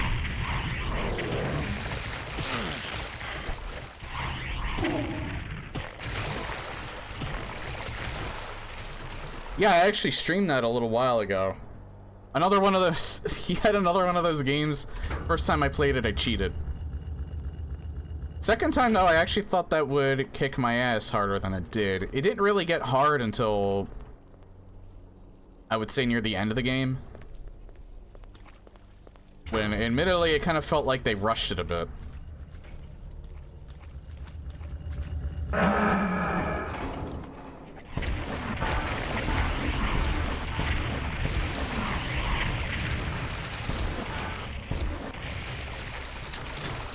It was still a good game, though.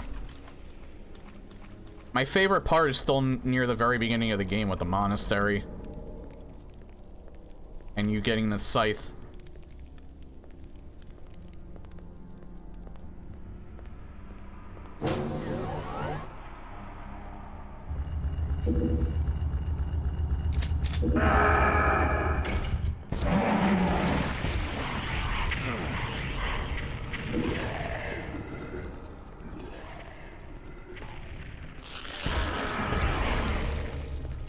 Yeah, definitely.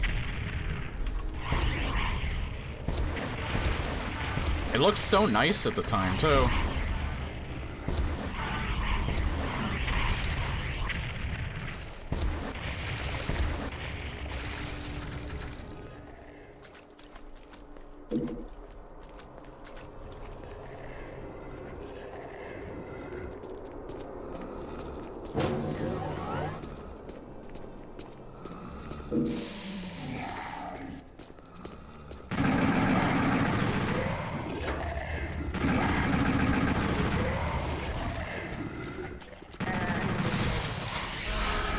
Oh my god. Just activating everything.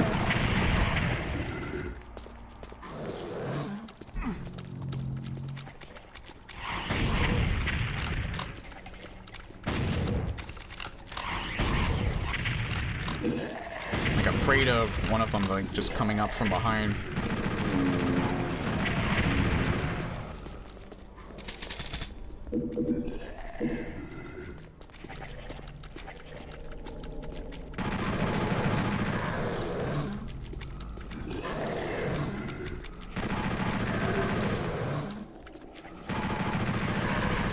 I might have to get back to that then, because I just played it.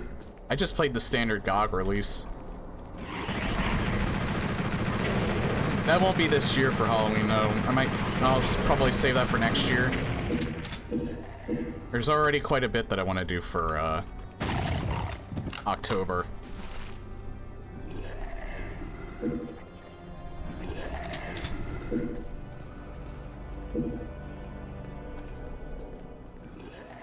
Yeah, October is a very special month.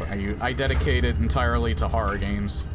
I usually start with a regular playthrough of Alice Madness Returns. Since the Steam port of Doom 64 released, I've been trying to implement that as a yearly thing.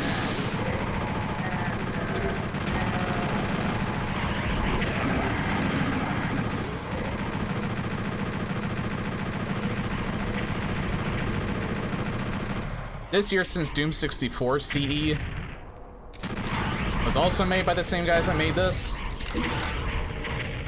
I'm gonna be doing a run-through of that.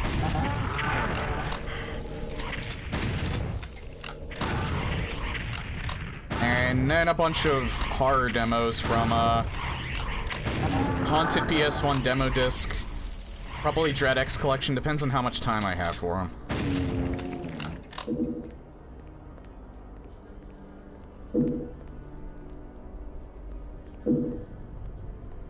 OG Alice is hard to get to run. It needs to be on a hard drive or an SSD that's under a certain, I actually do have like an SSD though, an older SSD. I also don't have an original copy of it. There's a way that you can get it to run through Alice Madness Returns. By making the game think that you have the deluxe edition. So that, I did play it before, but, that was the only time that I did. But yeah, the problem is you have to install it on a hard drive or an SSD that only has a certain amount of, space on it. Maximum space.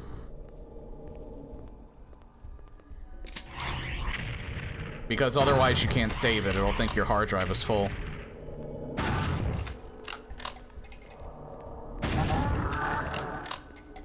I probably would have liked it more when I was younger, I don't know.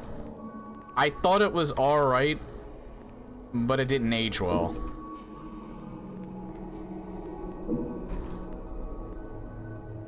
I'm more of a fan of platformers, like Alice Madness Returns felt more like a traditional, like, platformer.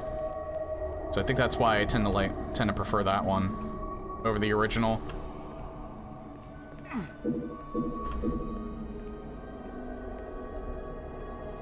I tried looking for patches to see if I could get it to work a little bit better. I never even heard about that one. I didn't find that one before. I'll have to look into that.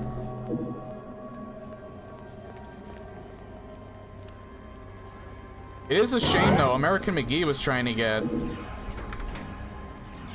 a third game going, but EA rejected it. They weren't, they didn't want to fund it, and they also didn't want to sell the license, or didn't want to sell the license back to them. And American McGee officially retired from the industry.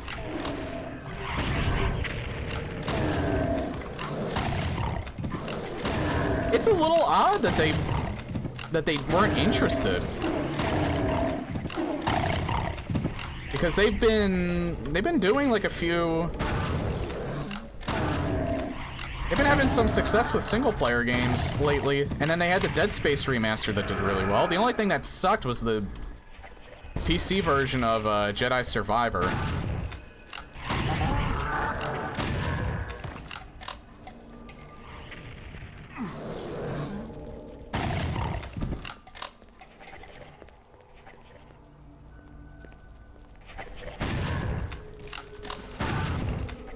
And then you had, not It Takes... Wow, I ran out of shotgun ammo. Not It Takes Two. There was that, that co-op game where you have to escape a prison. And then you have to, and then you're fugitives and you have to run away. I forget what that's called. It's not It Takes Two. That's a different game entirely. Oh, this is what I was looking for earlier.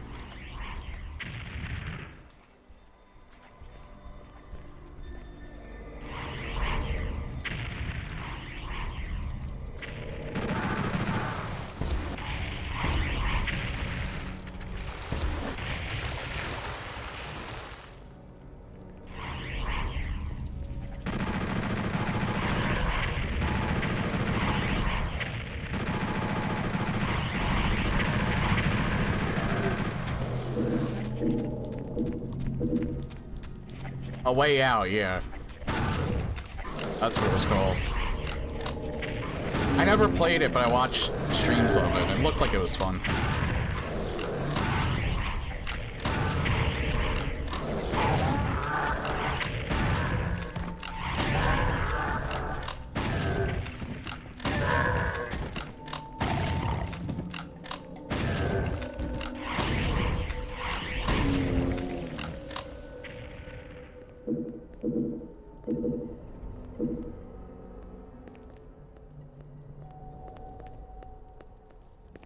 Hold on, back to the,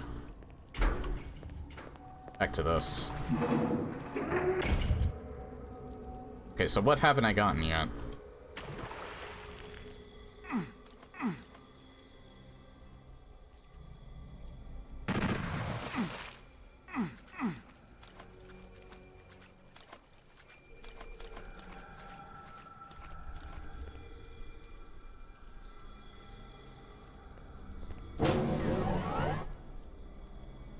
Oh, I'm only missing 2 secrets. Nice.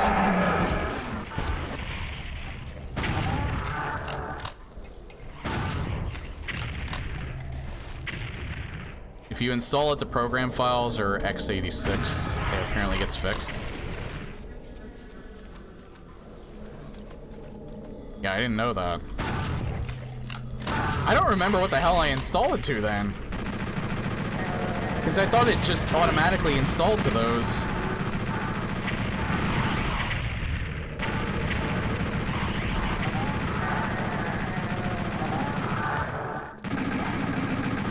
Maybe it has to be to the C drive. Maybe it's more than that. Maybe it has to be to the C drive.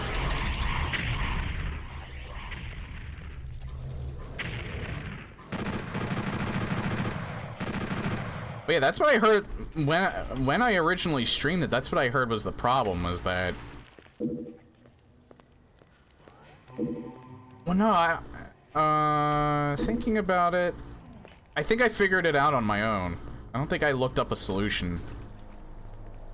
I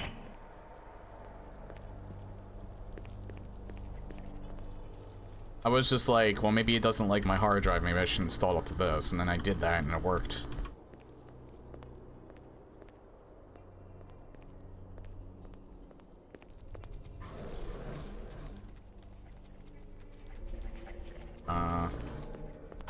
There's another secret back here. I think this. Yep.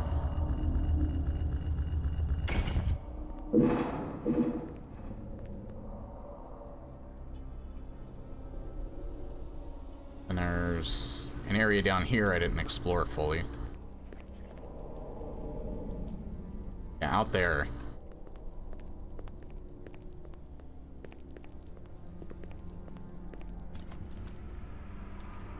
Wait, where would I go to get to that? Right here? Yeah.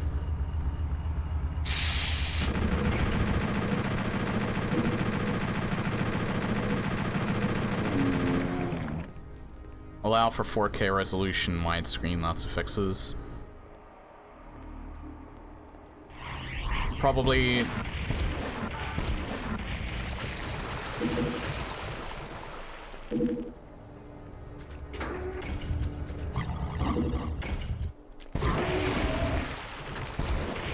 Do they make them for, I'm assuming it's not like a general patch type of thing. I'm assuming that they make these patches for, a very specific, like, older games.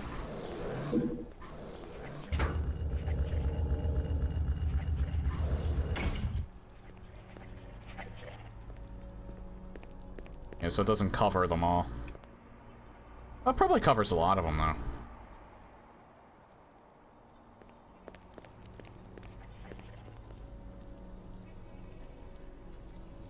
I think I can grab that now.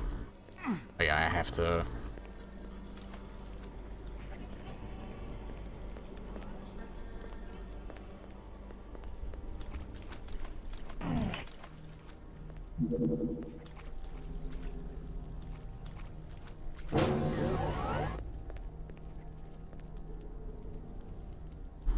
PC Gaming Wiki and bookmark the site. Alright, got it. I'll definitely keep that in mind.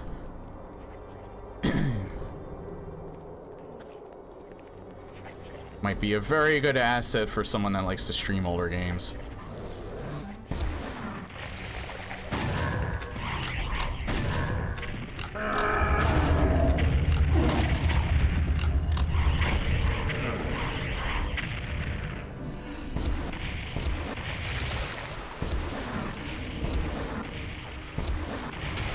Uh-oh.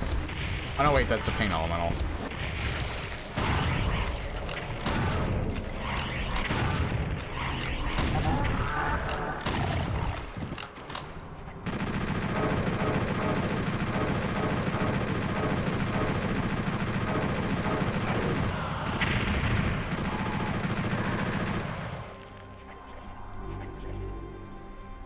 King's Quest 8, remember enjoying Mask of Eternity.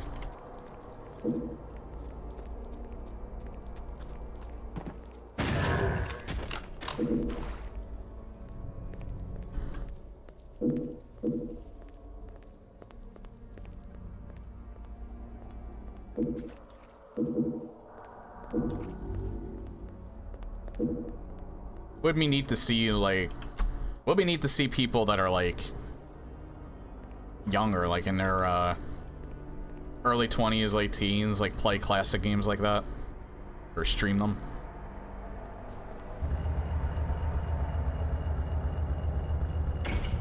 I remember mentioning that before. That's the last secret. What the hell is that one, then? Huh.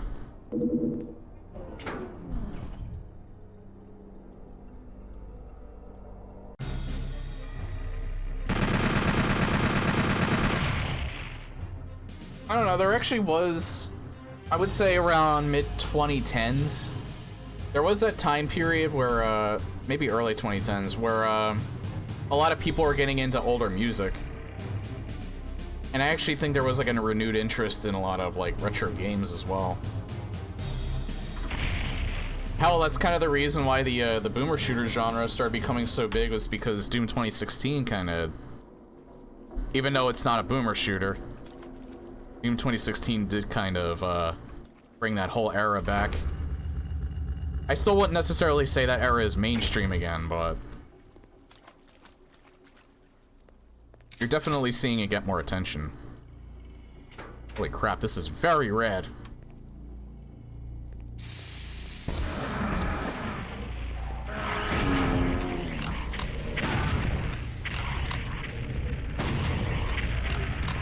Yeah, let them fight.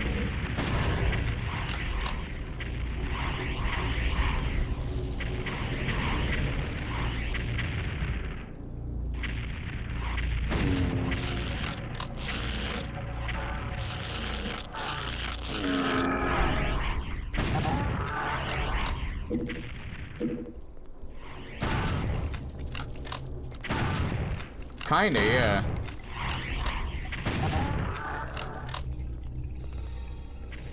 And this is what I really like, though. You, like, see the small greens around with the red. That's really neat.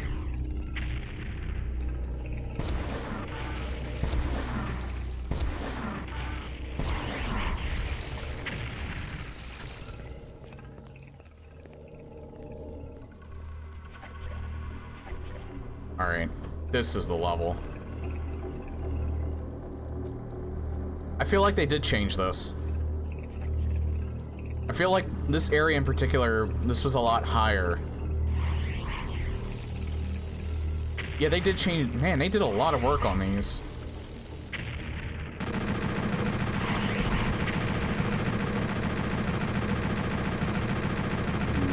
Alright, so I think they took the height difference into account for No Rest for the Living. It's still strange, though, that they didn't do that for Sigil.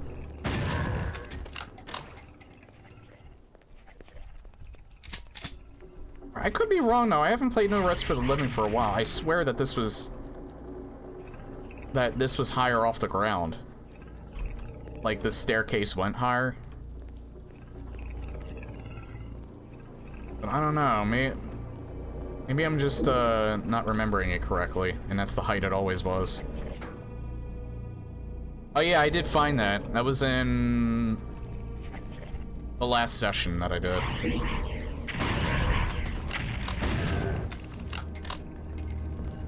I get the same vibe from that I do, like, the joke endings in, like, the Silent Hill games.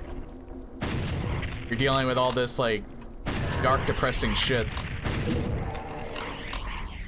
So you have to have, like, something that kind of, like, lightens the mood for the devs to work on. So they made that level. Ah.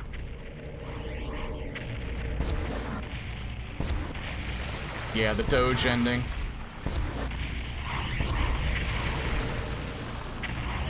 Famous Doge ending.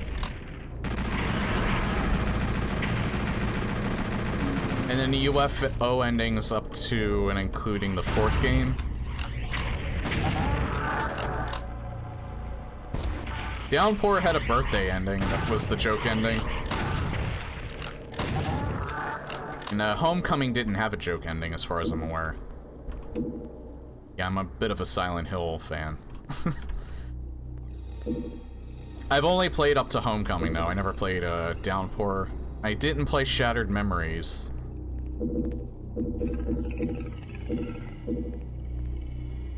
I've played but never beat Origins. I've played but never beat Homecoming.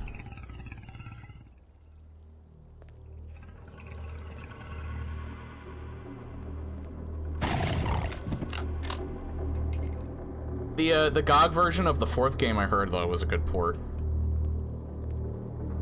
But I don't know when I'll actually play that, because Silent Hill 4 is quite a beast.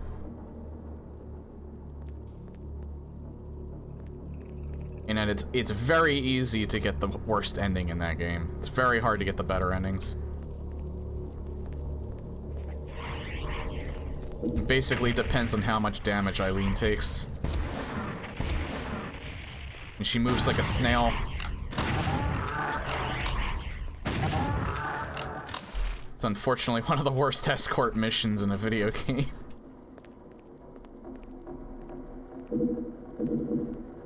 I actually think Ashley from RE4 is easier to escort than Eileen is. No, because trying to set up the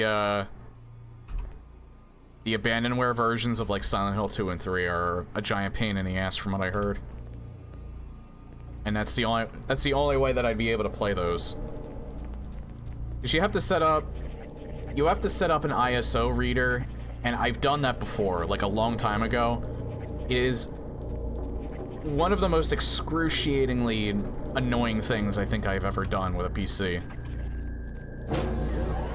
Really don't want to do it again.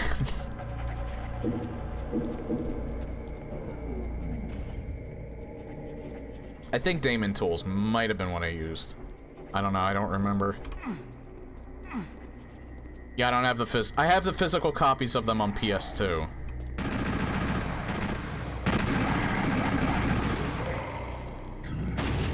But I haven't been able to capture the screen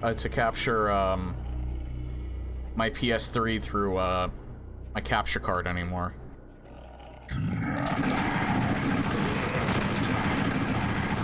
And I haven't attempted it since. I did it on my previous computer, but for some reason it won't work on this new one. And I don't remember what I did. This computer's not really new anymore. It's a couple years old, but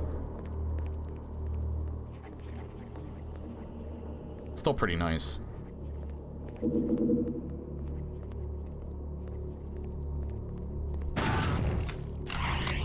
I was playing the Grand Theft Auto games for a little while too, but I kind of stopped that after a little while because I kind of forgot how long they were, and I kind of lost interest in it.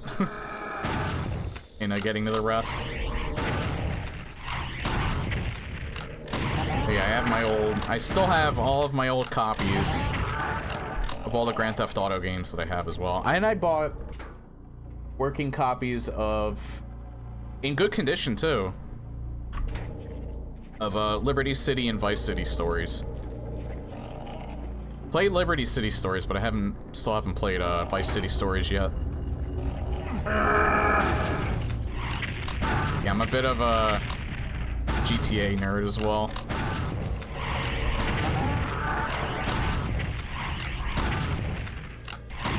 I don't know if I'm gonna play Grand Theft Auto 6 when it releases. I think I might wait to see what the reception of the PC version is going to be, because I don't exactly trust Rockstar with that. GTA 5's PC version had kind of a shaky release. I remember way back when.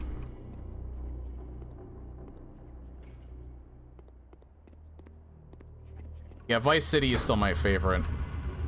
I think it would have been San Andreas if it wasn't for Gang Wars. Gang Wars kind of ruined that for me.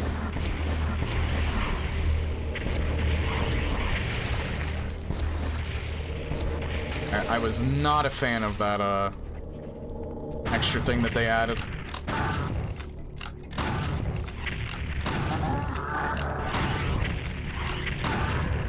Mr. Happy's here.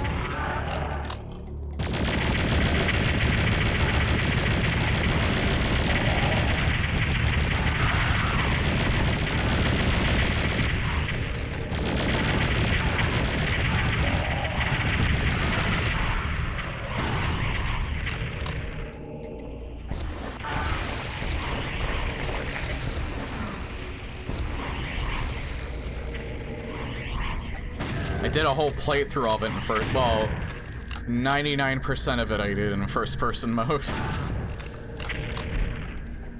I tried using helicopters in first-person mode. And there's a mission where you have to use like a, where you have to use the hook thing on the one helicopter. That is almost impossible. Trying to do that in first person, because you can't see what you're doing. I gave it my best shot, too.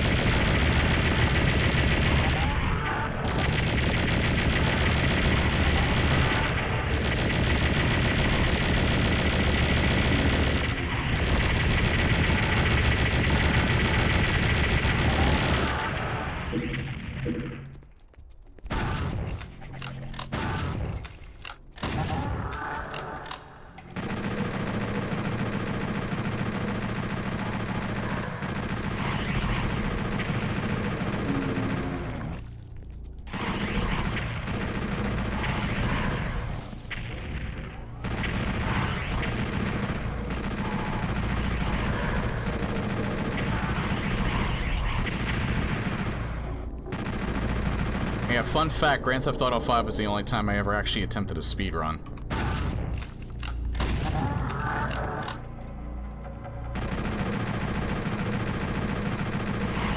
Absolutely no practice, though. Prior to attempting it, which was already not a good idea. It took me 4 hours to get to the, Now, it could have counted as, like, an authentic speedrun if they had separated them into categories at the time. I don't think they did, but, because I think it was only the full game, when I attempted it. But I got as far as just after the jewelry store heist. And I think I was already pushing, like, past 4 hours when I got to that. Which is way, way slow. Probably the fastest I've ever gotten to that at the time.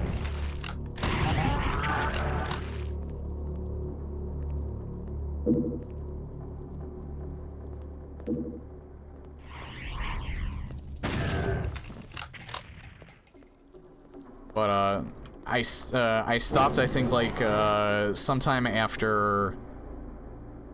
I don't think I got past the initial, like, Trevor portion, like Fame or Shame. I don't think I got up to that part. I think I stopped a little before that, because it was hurting my hands like hell.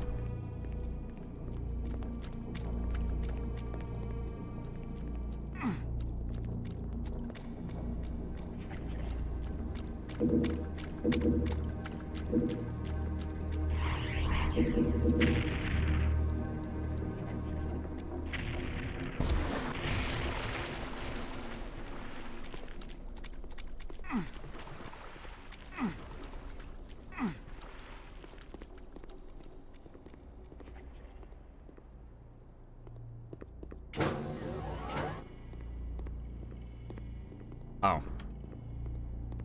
Alright.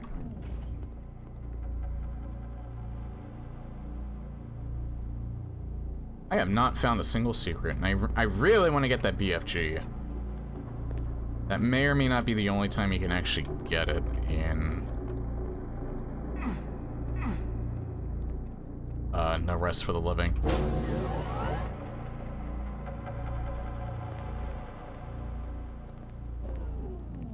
And I think how much time do I have?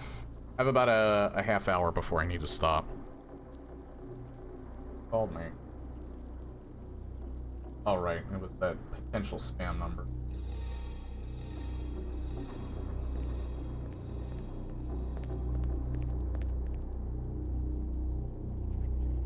Hang on.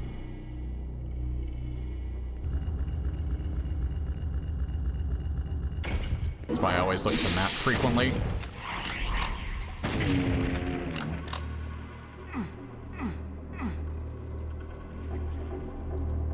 Yeah, I forgot that the another neat little subtle feature. Blood drip sound from the wall. Ah, that's why I had to go back.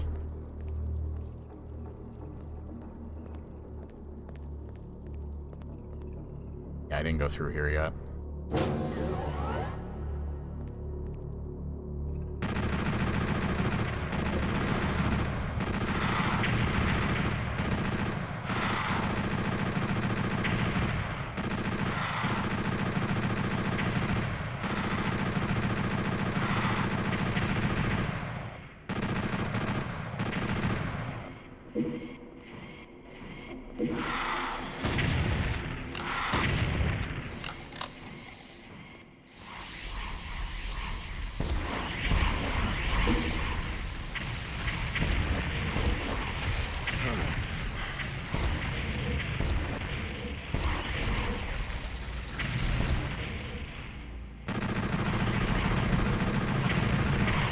Oh, still one more over here.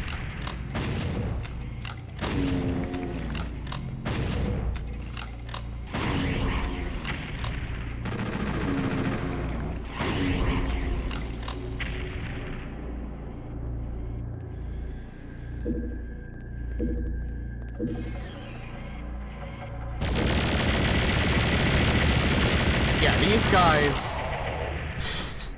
And I'm assuming that was how it was in PlayStation Doom. OG. But man, dude, they just fire instantly. They have no wind up.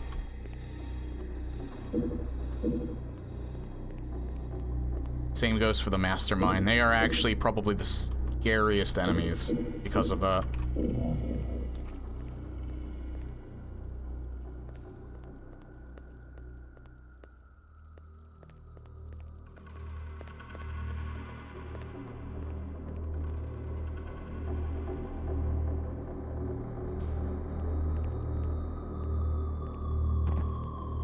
Okay,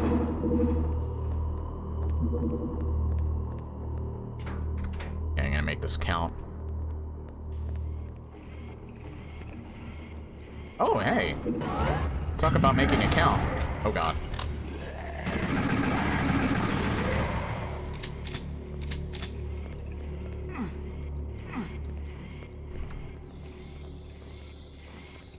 Nothing else down here, I hope.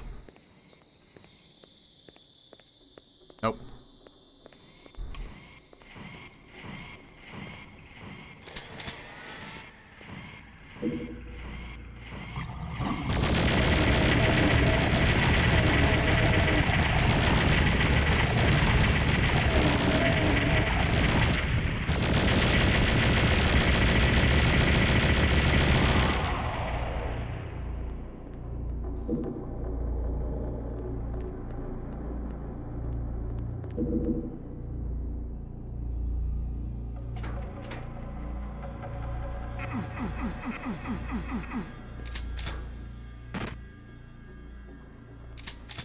I know that's a little cheesy, but...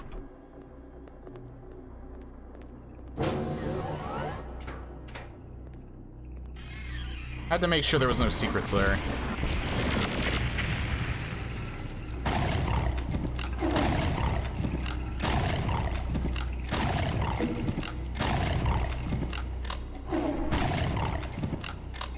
Okay, I thought I killed them all.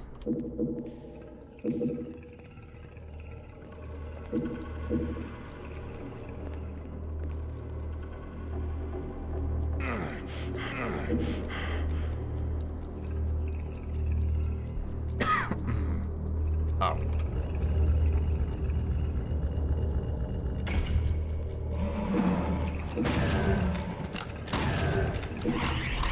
There we go, that auto map's gonna help.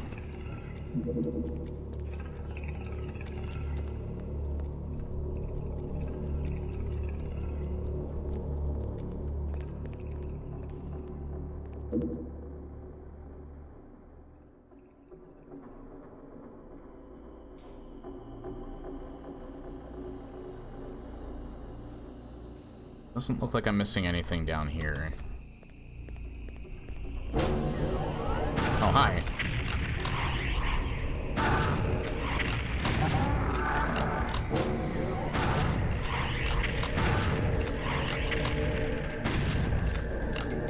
Yeah, hopefully I can finish the next part in under an hour.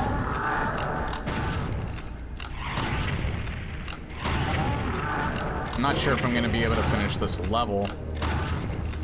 I really want to get the Slayer's Axe. Not just to move things along either, but I really do want to play that. And Trepang too.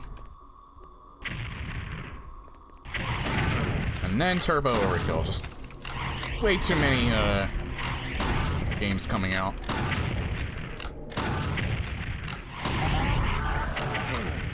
Damn it.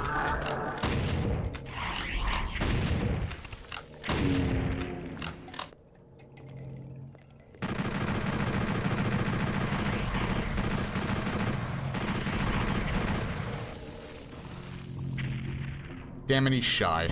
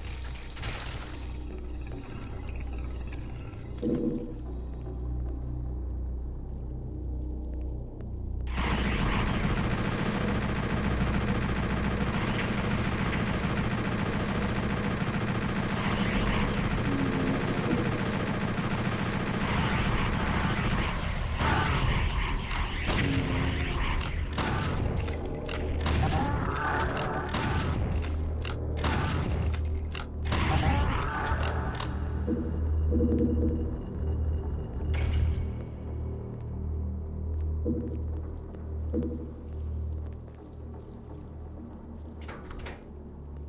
I been here?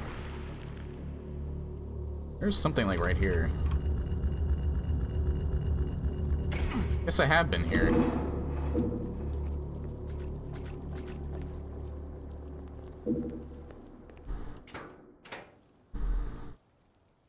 Yeah, I missed out on that. 6 more secrets to go. I wonder... Yeah, I have about 20 minutes. I might at least be able to get all the secrets and finish this level.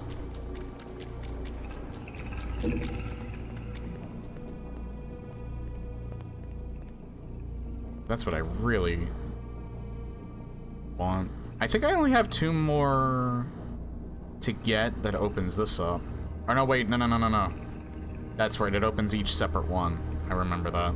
So, yeah, that's more like 1, 2... Maybe? I don't know, this seems like it's... There's only 2 here.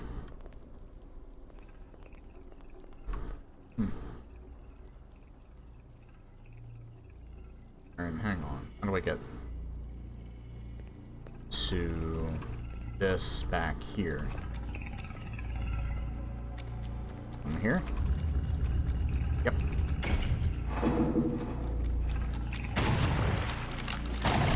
I wonder if I can lock myself out of this or not. I'm gonna have to save right before I do it, just in case.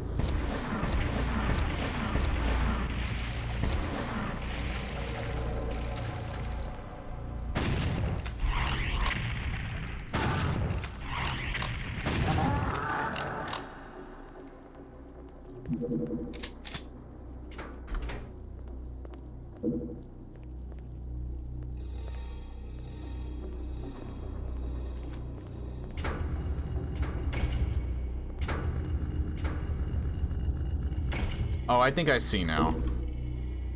No, you don't lock yourself out of it, but you have to raise this a certain amount to be able to get up to different spots.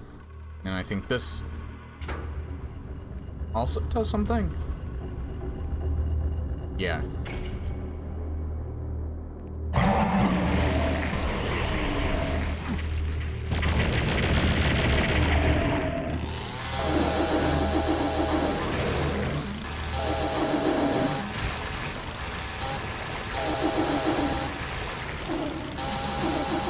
Didn't see him. Then again, I think that's the point.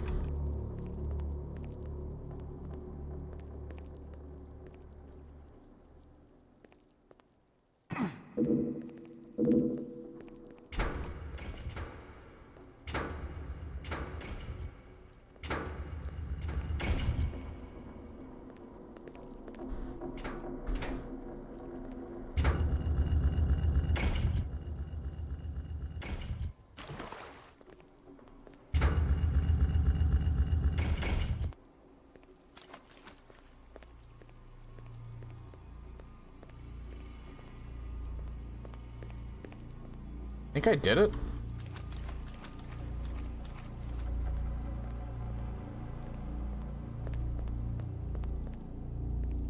Almost. I'm missing one more.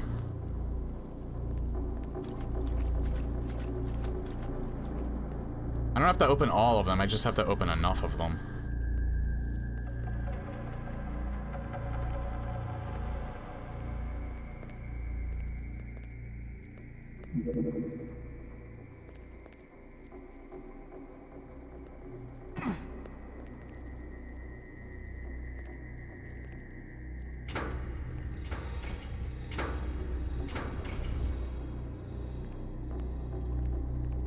I think I'm done with this area, though, because I don't think there's anything else here.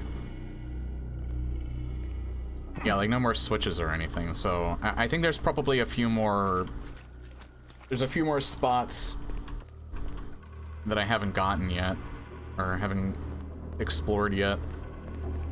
All I really need is whatever switch that opens...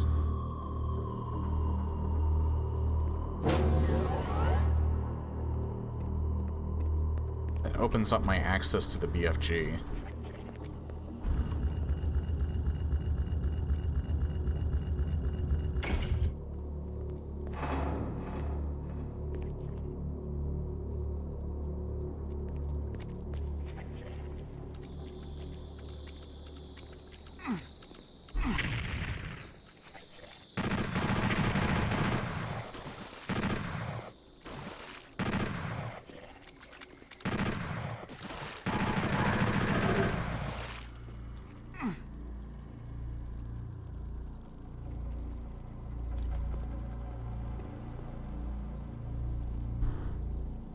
This room in particular is going to be hard to figure out.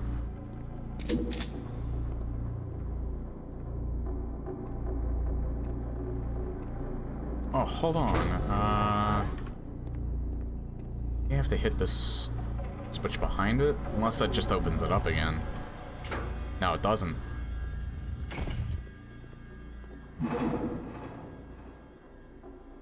So it gets that, but I wonder if it did anything else other than that.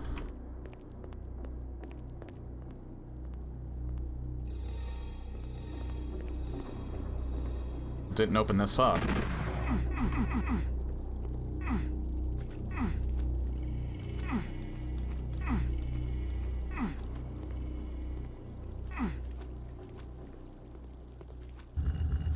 Oh, there we go.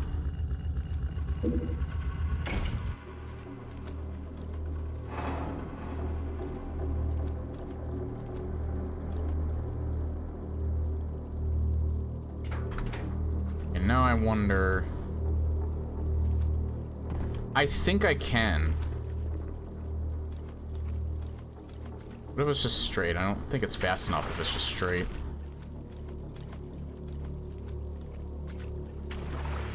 I think I can strafe run it too. I think that might give me enough momentum. Yeah.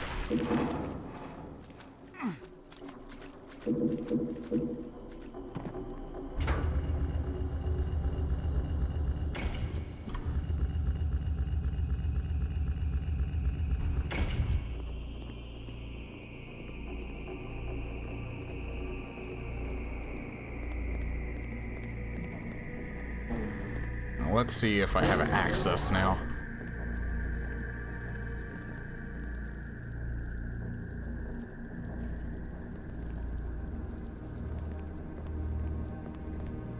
I do. Nice. Every secret on this level too. Actually, now I am remembering the last level.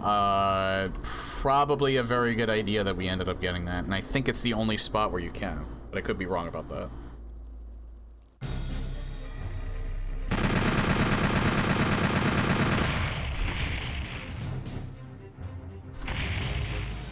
Baron's Banquet.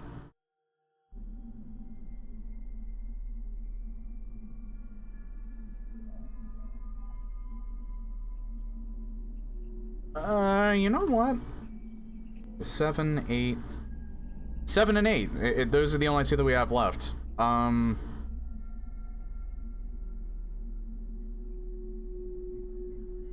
because 9 was the secret level.